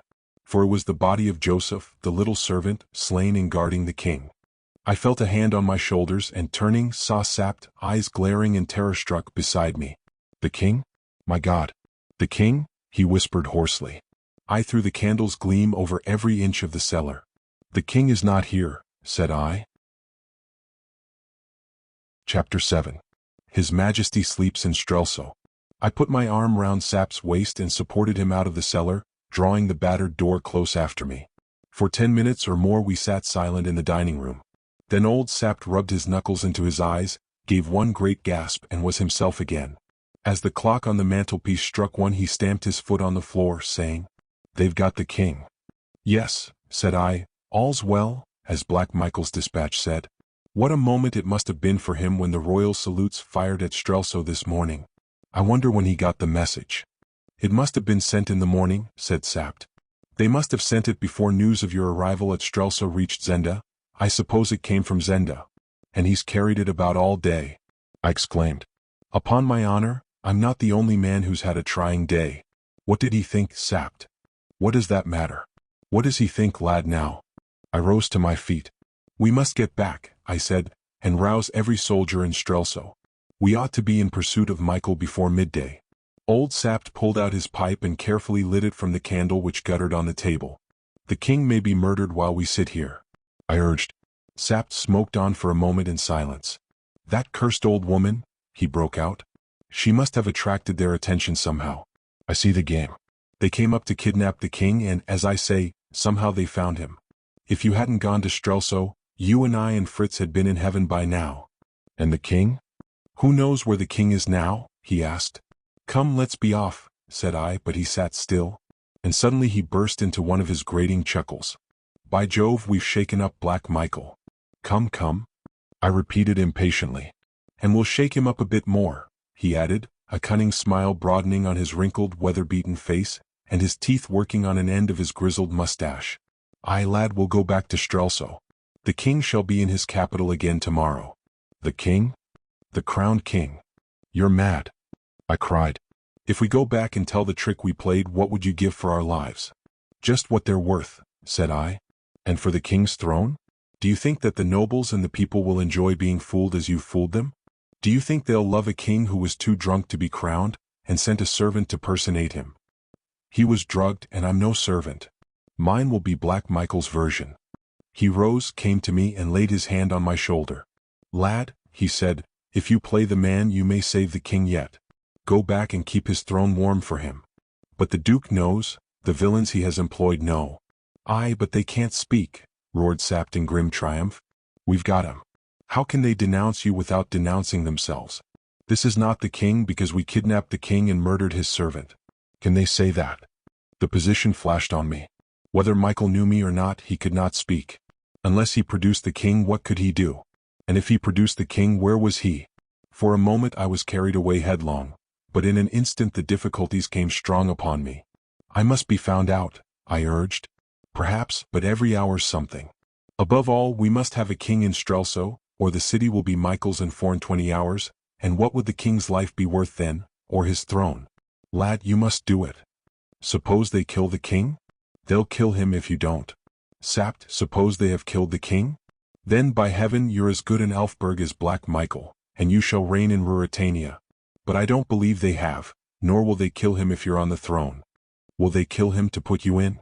It was a wild plan, wilder even and more hopeless than the trick we had already carried through, but as I listened to Sapt I saw the strong points in our game. And then I was a young man and I loved action, and I was offered such a hand in such a game as perhaps never man played yet. I shall be found out, I said. Perhaps, said Sapt. Come. To Strelso. We shall be caught like rats in a trap if we stay here. Sapt, I cried, I'll try it. Well played, said he. I hope they've left us the horses. I'll go and see. We must bury that poor fellow, said I. No time, said Sapt. I'll do it. Hang you, he grinned. I make you a king and, well, do it. Go and fetch him while I look to the horses. He can't lie very deep, but I doubt if he'll care about that. Poor little Joseph. He was an honest bit of a man. He went out and I went to the cellar. I raised poor Joseph in my arms and bore him into the passage and thence towards the door of the house. Just inside I laid him down, remembering that I must find spades for our task. At this instant Sapt came up. The horses are all right. There's the own brother to the one that brought you here. But you may save yourself that job. I'll not go before he's buried. Yes, you will. Not I, Colonel Sapt, not for all Ruritania. You fool, said he. Come here. He drew me to the door. The moon was sinking, but about 300 yards away, coming along the road from Zenda, I made out a party of men. There were 7 or 8 of them, for we're on horseback and the rest were walking, and I saw that they carried long implements, which I guessed to be spades and mattocks, on their shoulders. They'll save you the trouble, said Sapt. Come along. He was right. The approaching party must, beyond doubt, be Duke Michael's men, come to remove the traces of their evil work. I hesitated no longer, but an irresistible desire seized me. Pointing to the corpse of poor little Joseph, I said to Sapt, Colonel, we ought to strike a blow for him. You'd like to give him some company, but it's too risky work, your majesty. I must have a slap at him, said I. Sapt wavered. Well, said he, it's not business you know, but you've been a good boy, and if we come to grief, why hang me, it'll save us lot of thinking. I'll show you how to touch them. He cautiously closed the open chink of the door. Then we retreated through the house and made our way to the back entrance. Here our horses were standing. A carriage drive swept all round the lodge. Revolver ready? Asked Sapt. No, steel for me, said I. Gad, you're thirsty tonight, chuckled Sapt. So be it. We mounted, drawing our swords, and waited silently for a minute or two. Then we heard the tramp of men on the drive the other side of the house. They came to a stand and one cried, Now then, fetch him out. Now, whispered Sapt. Driving the spurs into our horses, we rushed at a gallop round the house, and in a moment we were among the ruffians. Sapt told me afterwards that he killed a man, and I believe him, but I saw no more of him. With a cut, I split the head of a fellow on a brown horse and he fell to the ground. Then I found myself opposite a big man, and I was half conscious of another to my right. It was too warm to stay, and with a simultaneous action I drove my spurs into my horse again and my sword full into the big man's breast. His bullet whizzed past my ear. I could almost swear it touched it. I wrenched at the sword, but it would not come, and I dropped it and galloped after Sapt, whom I now saw about 20 yards ahead. I waved my hand in farewell and dropped it a second later with a yell, for a bullet had grazed my finger and I felt the blood. Old Sapt turned round in the saddle. Someone fired again, but they had no rifles and we were out of range. Sapt fell to laughing. That's 1 to me and 2 to you with decent luck, said he. Little Joseph will have company. Aye, they'll be a part 1 carry, said I. My blood was up and I rejoiced to have killed them. "Well, a pleasant night's work to the rest," said he. "I wonder if they noticed you?" The big fellow did. As I stuck him I heard him cry, "The king." "Good, good. Oh, we'll give Black Michael some work before we've done." Pausing an instant, we made a bandage for my wounded finger, which was bleeding freely and ached severely, the bone being much bruised. Then we rode on, asking of our good horses all that was in them. The excitement of the fight and of our great resolve died away, and we rode in gloomy silence. Day broke clear and cold. We found a farmer just up, and made him give us sustenance for ourselves and our horses. I, feigning a toothache, muffled my face closely. Then ahead again till Strelso lay before us. It was 8 o'clock or nearing 9, and the gates were all open, as they always were save when the Duke's caprice or intrigue shut them. We rode in by the same way as we had come out the evening before, all 4 of us, the men and the horses, wearied and jaded. The streets were even quieter than when we had gone. Everyone was sleeping off last night's revelry, and we met hardly a soul till we reached the little gate of the palace. There Sap's old groom was waiting for us. "Is all well, sir?" he asked. "All's well," said Sapt, and the man coming to me took my hand to kiss. "The king's hurt," he cried. "It's nothing," said I as I dismounted. I caught my finger in the door. "Remember, silence," said Sapt. But, my good Frailer, I do not need to tell you that." The old fellow shrugged his shoulders. "All young men like to ride abroad now and again, why not the king?" said he, and Sap's laugh left his opinion of my motives undisturbed. "You should always trust a man," observed Sapt, fitting the key in the lock, "just as far as you must." We went in and reached the dressing room. Flinging open the door, we saw Fritz von Tarlenheim stretched, fully dressed, on the sofa. He seemed to have been sleeping, but our entry woke him. He leapt to his feet, gave one glance at me, and with a joyful cry, threw himself on his knees before me. "Thank God, sire. Thank God you're safe," he cried, stretching his hand up to catch hold of mine. I confess that I was moved.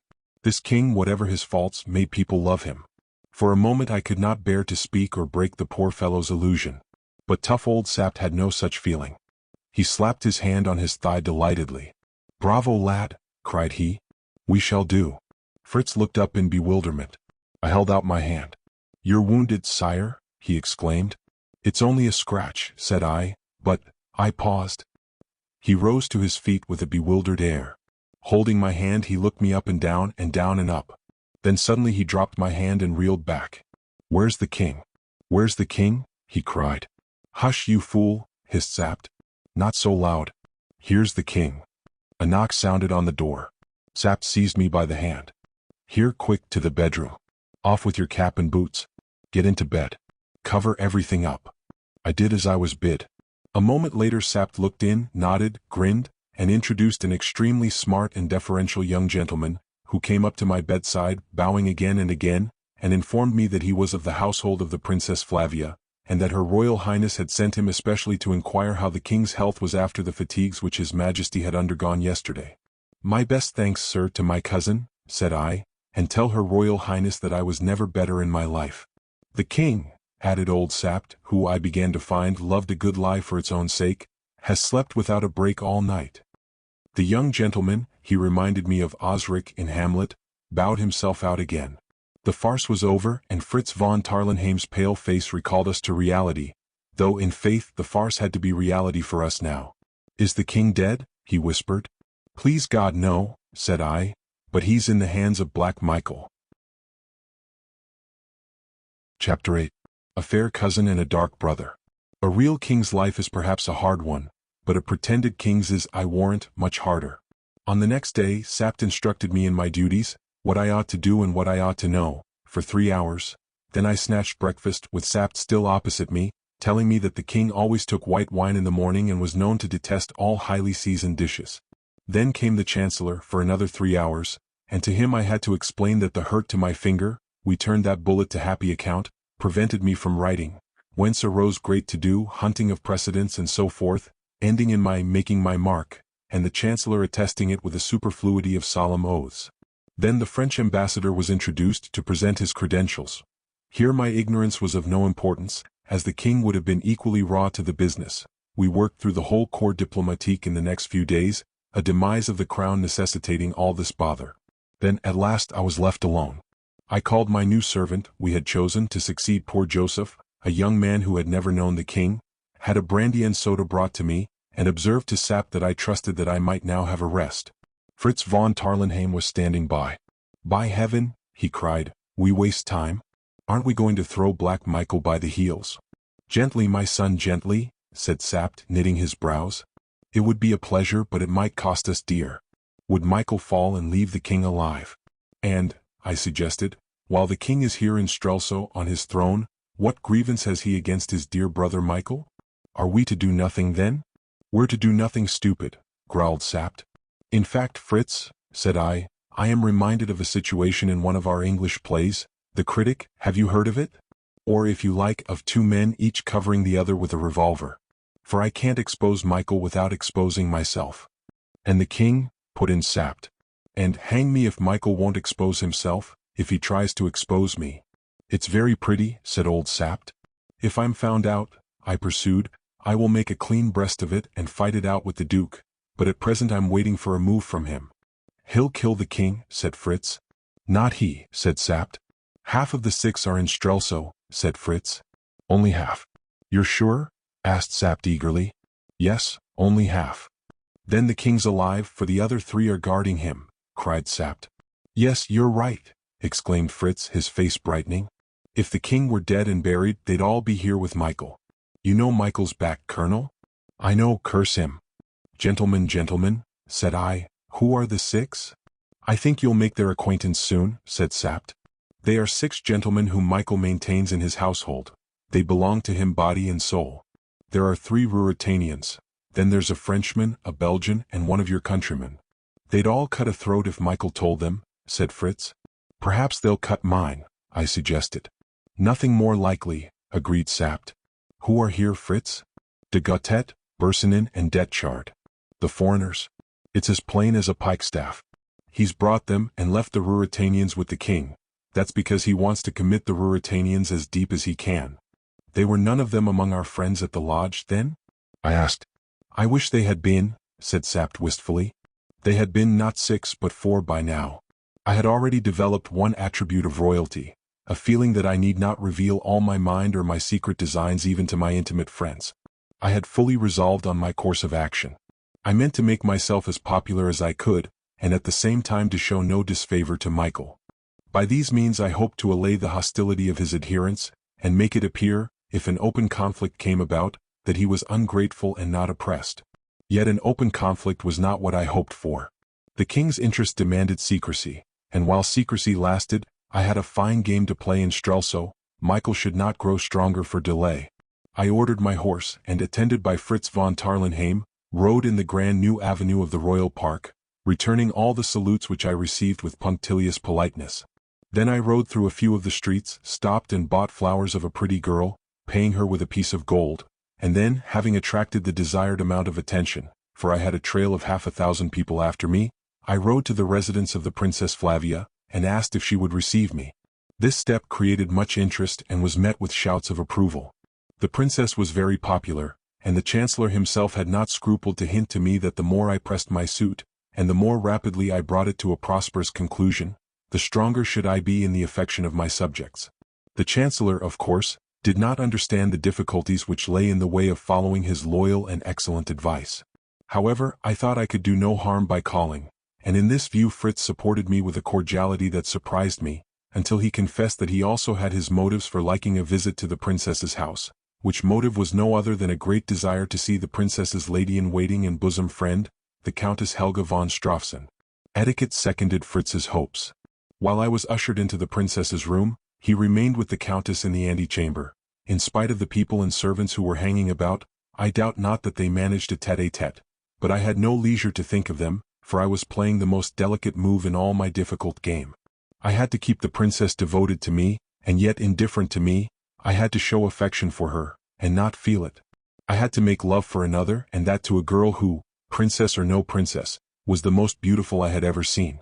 Well, I braced myself to the task, made no easier by the charming embarrassment with which I was received. How I succeeded in carrying out my program will appear hereafter. "You are gaining golden laurels," she said. "You are like the prince in Shakespeare who was transformed by becoming king. But I'm forgetting you are king, sire. I ask you to speak nothing but what your heart tells you, and to call me nothing but my name. She looked at me for a moment. "Then I'm glad and proud, Rudolph," said she. "Why, as I told you, your very face is changed." I acknowledged the compliment, but I disliked the topic, so I said, "My brother is back, I hear. He made an excursion, didn't he?" "Yes, he is here," she said, frowning a little. "He can't stay long from Strelso, it seems," I observed, smiling. "Well, we are all glad to see him.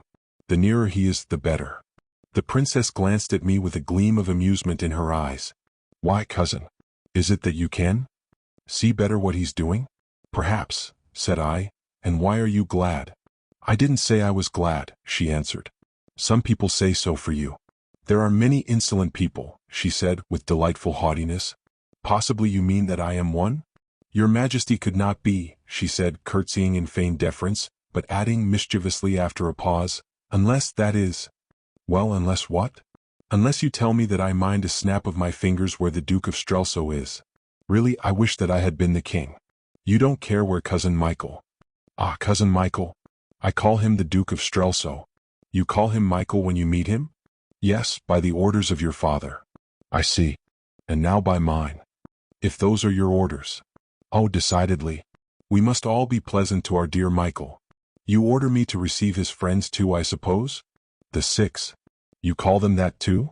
"To be in the fashion, I do. But I order you to receive no one unless you like."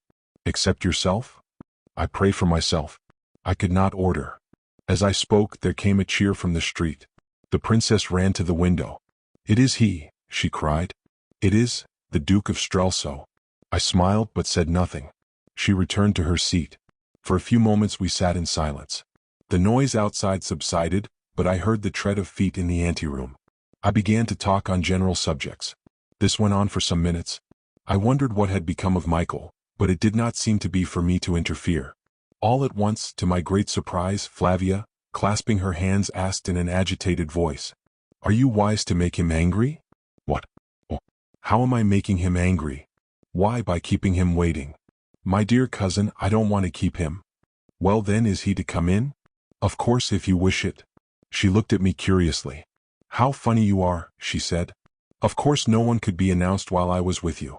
Here was a charming attribute of royalty. "An excellent etiquette," I cried. "But I had clean forgotten it, and if I were alone with someone else, couldn't you be announced?" "You know as well as I do."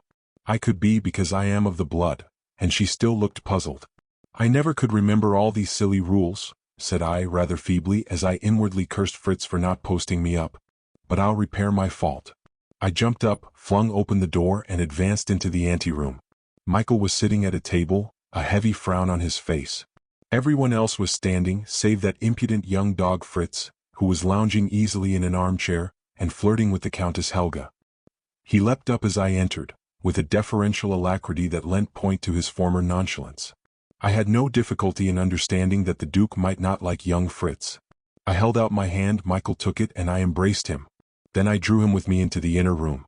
"Brother," I said, "if I had known you were here, you should not have waited a moment before I asked the princess to permit me to bring you to her." He thanked me but coldly. The man had many qualities, but he could not hide his feelings. A mere stranger could have seen that he hated me, and hated worse to see me with Princess Flavia. Yet I am persuaded that he tried to conceal both feelings, and further, that he tried to persuade me that he believed I was verily the king. I did not know, of course, but unless the king were an impostor, at once cleverer and more audacious than I, and I began to think something of myself in that role, Michael could not believe that. And if he didn't, how he must have loathed paying me deference, and hearing my Michael and my Flavia. "Your hand is hurt, sire?" he observed with concern. "Yes, I was playing a game with a mongrel dog. I meant to stir him, and you know, brother, such have uncertain tempers." He smiled sourly, and his dark eyes rested on me for a moment. "But is there no danger from the bite?" cried Flavia anxiously. "None from this," said I. "If I gave him a chance to bite deeper, it would be different, cousin." "But surely he has been destroyed?" said she. "Not yet. We're waiting to see if his bite is harmful." "And if it is?" asked Michael with his sour smile. "He'll be knocked on the head, brother," said I. "You won't play with him any more?" urged Flavia. "Perhaps I shall. He might bite again." "Doubtless he'll try," said I, smiling. Then, fearing Michael would say something which I must appear to resent, for though I might show him my hate, I must seem to be full of favor, I began to compliment him on the magnificent condition of his regiment, and of their loyal greeting to me on the day of my coronation. Thence I passed to a rapturous description of the hunting lodge which he had lent me. But he rose suddenly to his feet. His temper was failing him, and, with an excuse, he said farewell. However, as he reached the door he stopped, saying, "3 friends of mine are very anxious to have the honor of being presented to you, sire. They are here in the antechamber." I joined him directly, passing my arm through his. The look on his face was honey to me. We entered the antechamber in fraternal fashion. Michael beckoned, and 3 men came forward. "These gentlemen," said Michael, with a stately courtesy which, to do him justice, he could assume with perfect grace and ease, "are the loyalist and most devoted of your Majesty's servants, and are my very faithful and attached friends." "On the last ground as much as the first," said I am very pleased to see them. They came one by one and kissed my hand. De Gautet, a tall lean fellow with hair standing straight up and waxed mustache. Bersenin, the Belgian, a portly man of middle height with a bald head, though he was not far past 30. And last, the Englishman Detchard, a narrow-faced fellow with close-cut fair hair and a bronzed complexion. He was a finely made man, broad in the shoulder and slender in the hips. A good fighter but a crooked customer, I put him down for. I spoke to him in English with a slight foreign accent, and I swear the fellow smiled, though he hid the smile in an instant. So Mr. Detchard is in the secret, thought I. Having got rid of my dear brother and his friends, I returned to make my adieu to my cousin. She was standing at the door. I bade her farewell, taking her hand in mine. "Rudolph," she said very low, "be careful, won't you?" "Of what?" "You know I can't say. But think what your life is to." "Well, to Ruritania. Was I right to play the part or wrong to play the part? I know not. Evil lay both ways, and I dared not tell her the truth." "Only to Ruritania?" I asked softly. A sudden flush spread over her incomparable face. "To your friends too," she said. "Friends?" "And to your cousin," she whispered, "and loving servant." I could not speak. I kissed her hand and went out cursing myself. Outside I found Master Fritz, quite reckless of the footmen, playing at cat's cradle with the Countess Helga. "Hang it," said he, "we can't always be plotting. Love claims his share." "I'm inclined to think he does," said I, and Fritz, who had been by my side, dropped respectfully behind. Chapter 9. A new use for a tea table. If I were to detail the ordinary events of my daily life at this time, they might prove instructive to people who are not familiar with the inside of palaces. If I revealed some of the secrets I learnt, they might prove of interest to the statesmen of Europe. I intend to do neither of these things. I should be between the Scylla of dullness and the Charybdis of indiscretion, and I feel that I had far better confine myself strictly to the underground drama which was being played beneath the surface of Ruritanian politics. I need only say that the secret of my imposture defied detection. I made mistakes. I had bad minutes. It needed all the tact and graciousness whereof I was master to smooth over some apparent lapses of memory and unmindfulness of old acquaintances of which I was guilty. But I escaped, and I attribute my escape, as I have said before, most of all, to the very audacity of the enterprise. It is my belief that, given the necessary physical likeness, it was far easier to pretend to be king of Ruritania than it would have been to personate my next-door neighbor. One day Sap came into my room. He threw me a letter, saying, "That's for you, a woman's hand, I think. But I've some news for you first." "What's that?" "The king's at the castle of Zenda," said he. "How do you know?" "Because the other half of Michael's 6 are there. I had inquiries made, and they're all there. Lauengram, Krafstein, and young Rupert Hensaw, 3 rogues too, on my honor, as fine as live in Ruritania." "Well?" "Well, Fritz wants you to march to the castle with horse, foot, and artillery." "And drag the moat?" I asked. "That would be about it," grinned Sapt, "and we shouldn't find the king's body then." "You think it's certain he's there?" "Very probable. Besides the fact of those 3 being there, the drawbridge is kept up, and no one goes in without an order from young Hensaw or Black Michael himself. We must tie Fritz up." "I'll go to Zenda," said I. "You're mad." "Some day." "Oh, perhaps. You'll very likely stay there, though, if you do." "That may be, my friend," said I carelessly. "His Majesty looks sulky," observed Sapt. "How's the love affair?" "Damn you, hold your tongue," I said. He looked at me for a moment, then he lit his pipe. It was quite true that I was in a bad temper, and I went on perversely. "Wherever I go, I'm dogged by half a dozen fellows." "I know you are. I send him," he replied composedly. What for? Well, said Sapt, puffing away, it wouldn't be exactly inconvenient for Black Michael if you disappeared. With you gone, the old game that we stopped would be played, or he'd have a shot at it. I can take care of myself. De Gautet, Bersenin, and Detchard are in Strelso, and any one of them, lad, would cut your throat as readily as I would Black Michael's, and a deal more treacherously. What's the letter? I opened it and read it aloud. If the king desires to know what it deeply concerns the king to know, let him do as this letter bids him. At the end of the new avenue there stands a house in large grounds. The house has a portico with a statue of a nymph on it. A wall encloses the garden. There is a gate in the wall at the back. At 12 o'clock tonight, if the king enters alone by that gate, turns to the right and walks 20 yards, he will find a summer house, approached by a flight of 6 steps. If he mounts and enters, he will find someone who will tell him what touches most dearly his life and his throne. This is written by a faithful friend. He must be alone. If he neglects the invitation, his life will be in danger. Let him show this to no one, or he will ruin a woman who loves him. Black Michael does not pardon. No, observed Sapt as I ended, but he can dictate a very pretty letter. I had arrived at the same conclusion, and was about to throw the letter away, when I saw there was more writing on the other side. Hello. There's some more. If you hesitate, the writer continued, consult Colonel Sapt. Eh, exclaimed that gentleman, genuinely astonished. Does she take me for a greater fool than you? I waved to him to be silent. Ask him what woman would do most to prevent the Duke from marrying his cousin, and therefore most to prevent him becoming king? And ask if her name begins with A. I sprang to my feet. Sapt laid down his pipe. Antoinette de Mauban, by heaven! I cried. How do you know? Asked Sapt. I told him what I knew of the lady and how I knew it. He nodded. It's so far true that she's had a great row with Michael, said he thoughtfully. If she would, she could be useful, I said.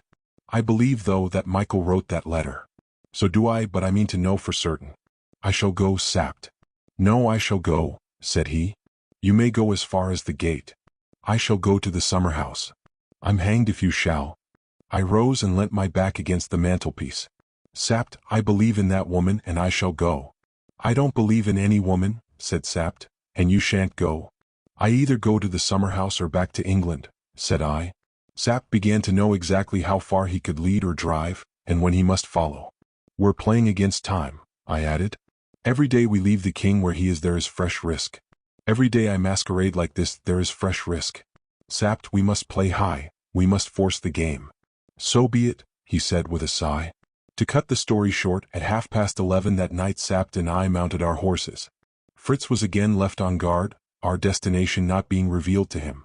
It was a very dark night. I wore no sword, but I carried a revolver, a long knife, and a bullseye lantern. We arrived outside the gate. I dismounted. Sapt held out his hand. I shall wait here, he said. If I hear a shot, I'll... Stay where you are, it's the king's only chance. You mustn't come to grief too. You're right, lad. Good luck. I pressed the little gate. It yielded, and I found myself in a wild sort of shrubbery. There was a grass-grown path, and turning to the right as I had been bidden, I followed it cautiously. My lantern was closed, the revolver was in my hand. I heard not a sound. Presently a large dark object loomed out of the gloom ahead of me. It was the summer house. Reaching the steps, I mounted them and found myself confronted by a weak, rickety wooden door, which hung upon the latch. I pushed it open and walked in. A woman flew to me and seized my hand. Shut the door, she whispered. I obeyed and turned the light of my lantern on her. She was in evening dress, arrayed very sumptuously, and her dark striking beauty was marvelously displayed in the glare of the bullseye. The summer house was a bare little room, furnished only with a couple of chairs and a small iron table, such as one sees in a tea garden or an open-air cafe. Don't talk, she said. We've no time. Listen. I know you, Mr. Rassendyll. I wrote that letter at the Duke's orders. So I thought, said I. In 20 minutes 3 men will be here to kill you. 3 the 3? Yes. You must be gone by then. If not, tonight you'll be killed. Or they will. Listen, listen. When you're killed, your body will be taken to a low quarter of the town. Will be found there. Michael will at once arrest all your friends, Colonel Sapt and Captain von Tarlenheim first, proclaim a state of siege in Strelso and send a messenger to Zenda. The other 3 will murder the king in the castle, and the Duke will proclaim either himself or the princess, himself, if he is strong enough. Anyhow, he'll marry her and become king in fact and soon in name. Do you see? It's a pretty plot. But why, madam, do you? Say I'm a Christian, or say I'm jealous. My God, shall I see him marry her? Now go, but remember, this is what I have to tell you, that never by night or by day are you safe. 3 men follow you as a guard. Is it not so? Well, 3 follow them. Michael's 3 are never 200 yards from you. Your life is not worth a moment if ever they find you alone. Now go. Stay, the gate will be guarded by now. Go down softly, go past the summer house on for 100 yards, and you'll find a ladder against the wall. Get over it and fly for your life. And you? I asked. I have my game to play too. If he finds out what I have done, we shall not meet again. If not, I may yet, but never mind. Go at once. But what will you tell him? That you never came, that you saw through the trick. I took her hand and kissed it. Madam, said I, you have served the king well tonight. Where is he in the castle? She sank her voice to a fearful whisper. I listened eagerly. Across the drawbridge you come to a heavy door, behind that lies, hark. What's that? There were steps outside. They're coming. They're too soon. Heavens, they're too soon, and she turned pale as death. They seem to me, said I, to be in the nick of time. Close your lantern. See, there's a chink in the door. Can you see them? I put my eye to the chink. On the lowest step I saw 3 dim figures. I cocked my revolver. Antoinette hastily laid her hand on mine. You may kill one, said she. But what then? A voice came from outside, a voice that spoke perfect English. Mr. Rassendyll, it said. I made no answer. We want to talk to you. Will you promise not to shoot till we've done? Have I the pleasure of addressing Mr. Detchard? I said. Never mind names. Then let mine alone. All right, sire. I've an offer for you. I still had my eye to the chink. The 3 had mounted 2 steps more, 3 revolvers pointed full at the door. Will you let us in? We pledge our honor to observe the truce. Don't trust them, whispered Antoinette. We can speak through the door, said I. But you might open it and fire, objected Detchard, and though we should finish you, you might finish one of us. Will you give your honor not to fire while we talk? Don't trust them, whispered Antoinette again. A sudden idea struck me. I considered it for a moment. It seemed feasible. I give my honor not to fire before you do, said I, but I won't let you in. Stand outside and talk. That's sensible, he said.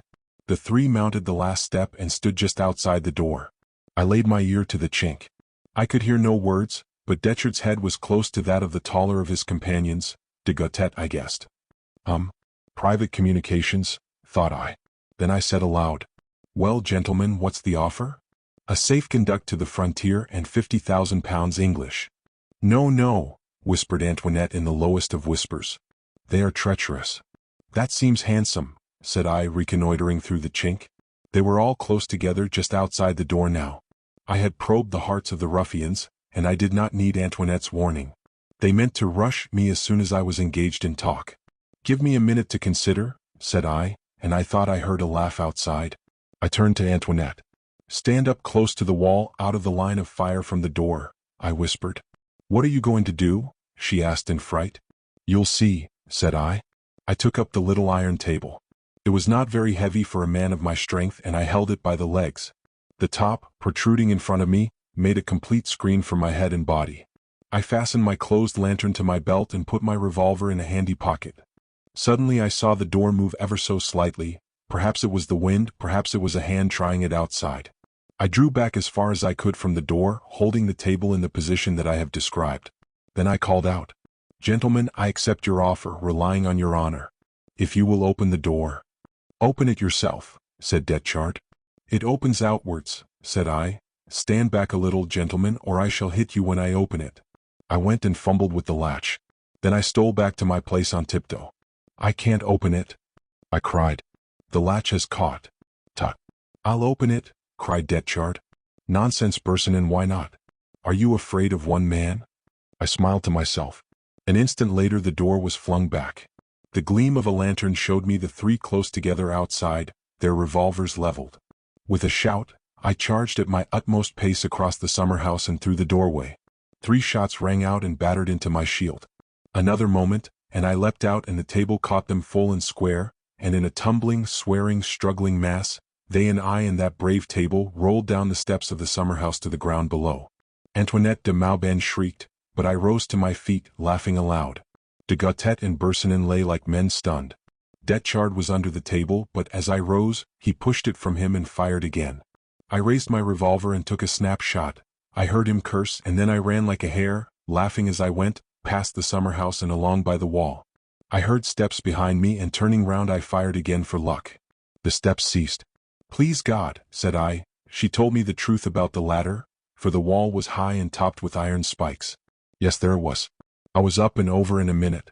Doubling back, I saw the horses. Then I heard a shot. It was Sapt.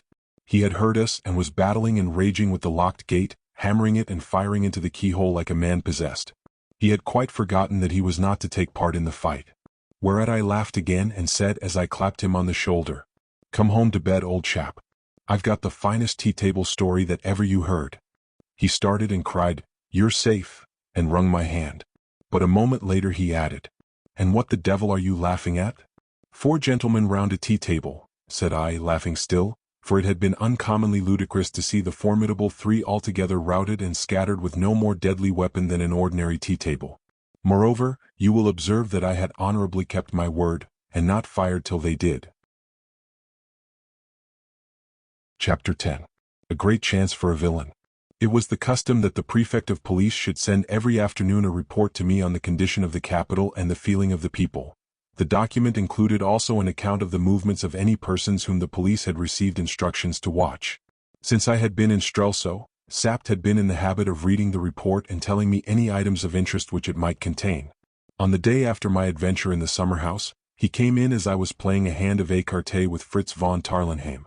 "The report is rather full of interest this afternoon," he observed, sitting down. "Do you find," I asked, "any mention of a certain fracas?" He shook his head with a smile. "I find this first," he said. "His Highness the Duke of Strelso left the city, so far as it appears, suddenly, accompanied by several of his household. His destination is believed to be the castle of Zenda, but the party traveled by road and not by train. MM de Gautet, Bersonin, and Detchard followed an hour later, the last named carrying his arm in a sling. The cause of his wound is not known, but it is suspected that he has fought a duel, probably incidental to a love affair." "That is remotely true," I observed, very well pleased to find that I had left my mark on the fellow. "Then we come to this," pursued Sapt. "Madame de Mauban, whose movements have been watched according to instructions, left by train at midday. She took a ticket for Dresden." "It's an old habit of hers," said I. "The Dresden train stops at Zenda. An acute fellow this. And finally listen to this, the state of feeling in the city is not satisfactory. The king is much criticized, you know he's told to be quite frank, for taking no steps about his marriage. From inquiries among the entourage of the Princess Flavia, Her Royal Highness is believed to be deeply offended by the remissness of His Majesty.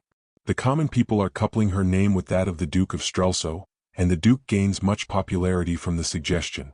I have caused the announcement that the king gives a ball tonight in honor of the princess to be widely diffused, and the effect is good."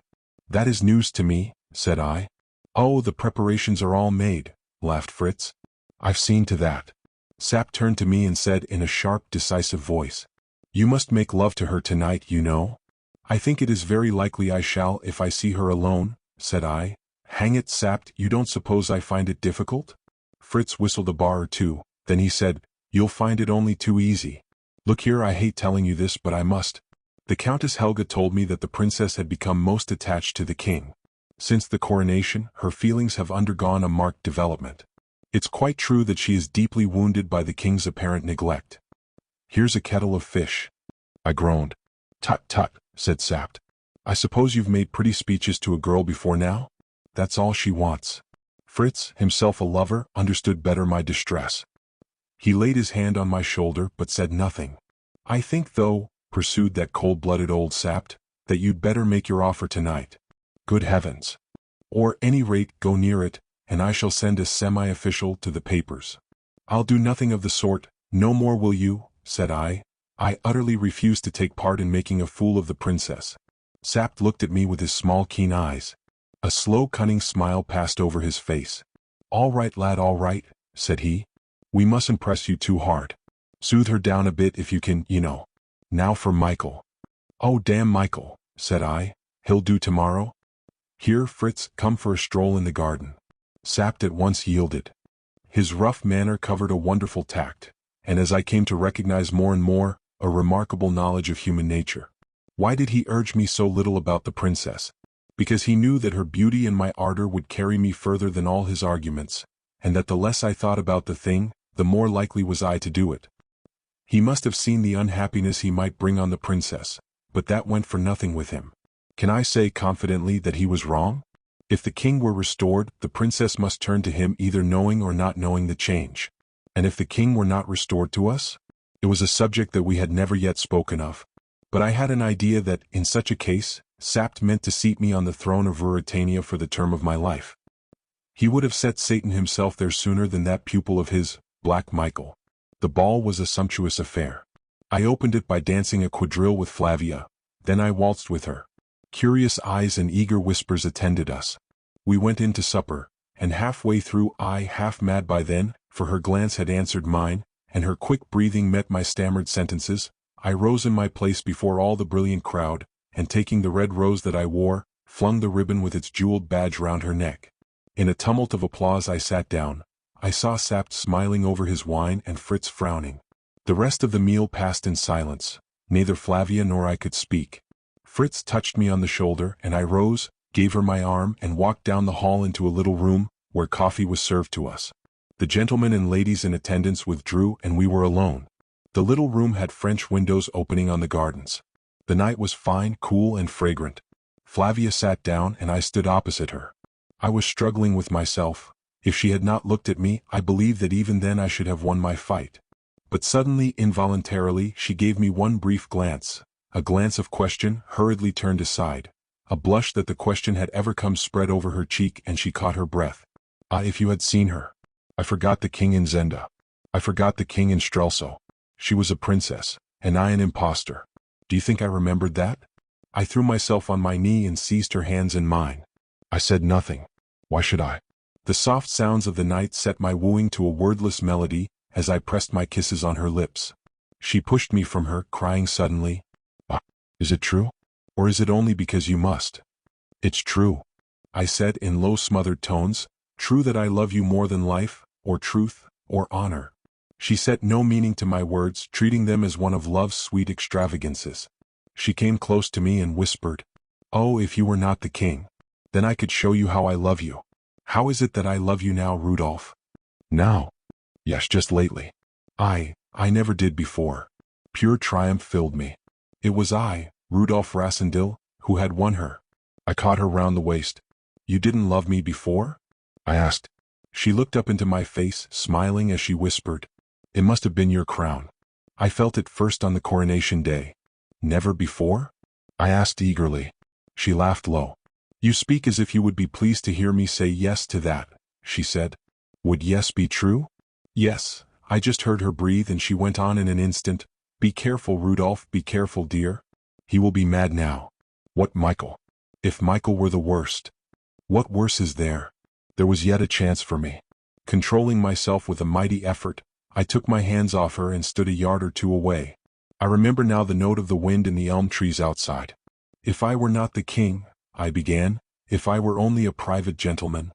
Before I could finish, her hand was in mine. "If you were a convict in the prison of Strelso, you would be my king," she said. And under my breath I groaned, "God forgive me," and holding her hand in mine I said again, "If I were not the king." "Hush, hush," she whispered. "I don't deserve it. I don't deserve to be doubted."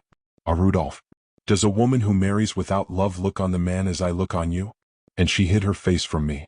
For more than a minute we stood there together, and I, even with my arm about her, summoned up what honor and conscience her beauty and the toils that I was in had left me. "Flavia," I said in a strange dry voice that seemed not my own, "I am not."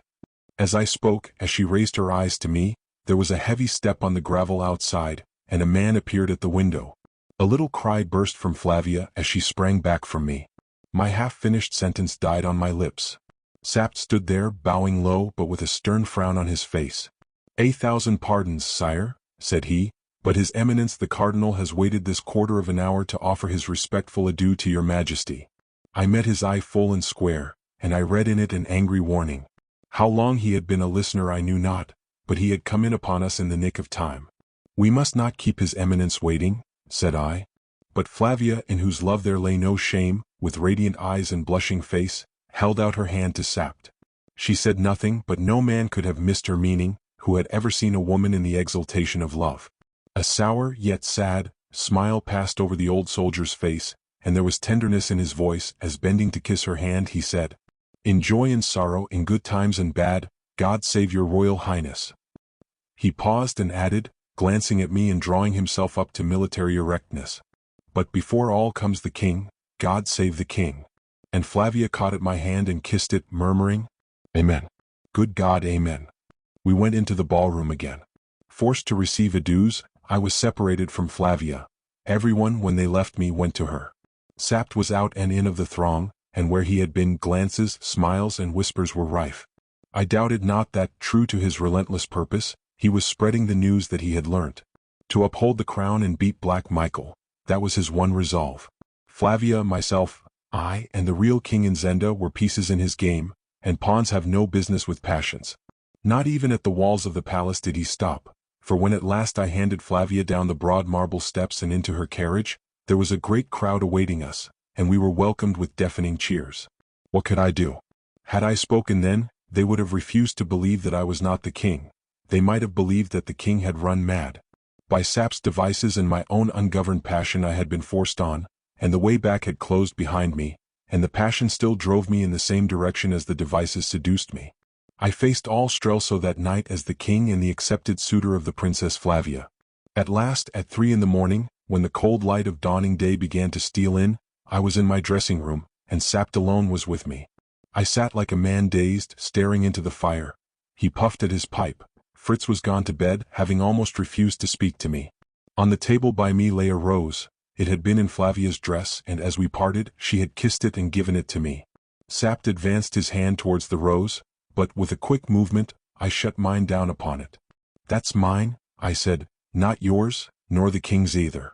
"We struck a good blow for the king tonight," said he. I turned on him fiercely. "What's to prevent me striking a blow for myself?" I said. He nodded his head. "I know what's in your mind," he said. "Yes, lad, but you're bound in honor." "Have you left me any honor?" "Oh, come, to play a little trick on a girl. You can spare me that." "Colonel Sapt, if you would not have me utterly a villain, if you would not have your king rot in Zenda, while Michael and I play for the great stake outside, you follow me?" I follow you. We must act, and quickly.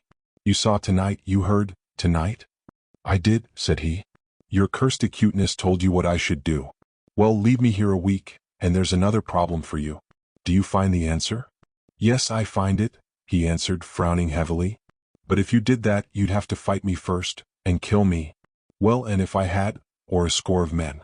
I tell you I could raise all Strelso on you in an hour and choke you with your lies, yes, your mad lies, in your mouth." "It's gospel truth," he said. "Thanks to my advice you could. I could marry the princess and send Michael and his brother together too." "I'm not denying it, lad," said he. "Then in God's name," I cried, stretching out my hands to him, "let us go to Zenda and crush this Michael and bring the king back to his own again." The old fellow stood and looked at me for full a minute. "And the princess?" he said.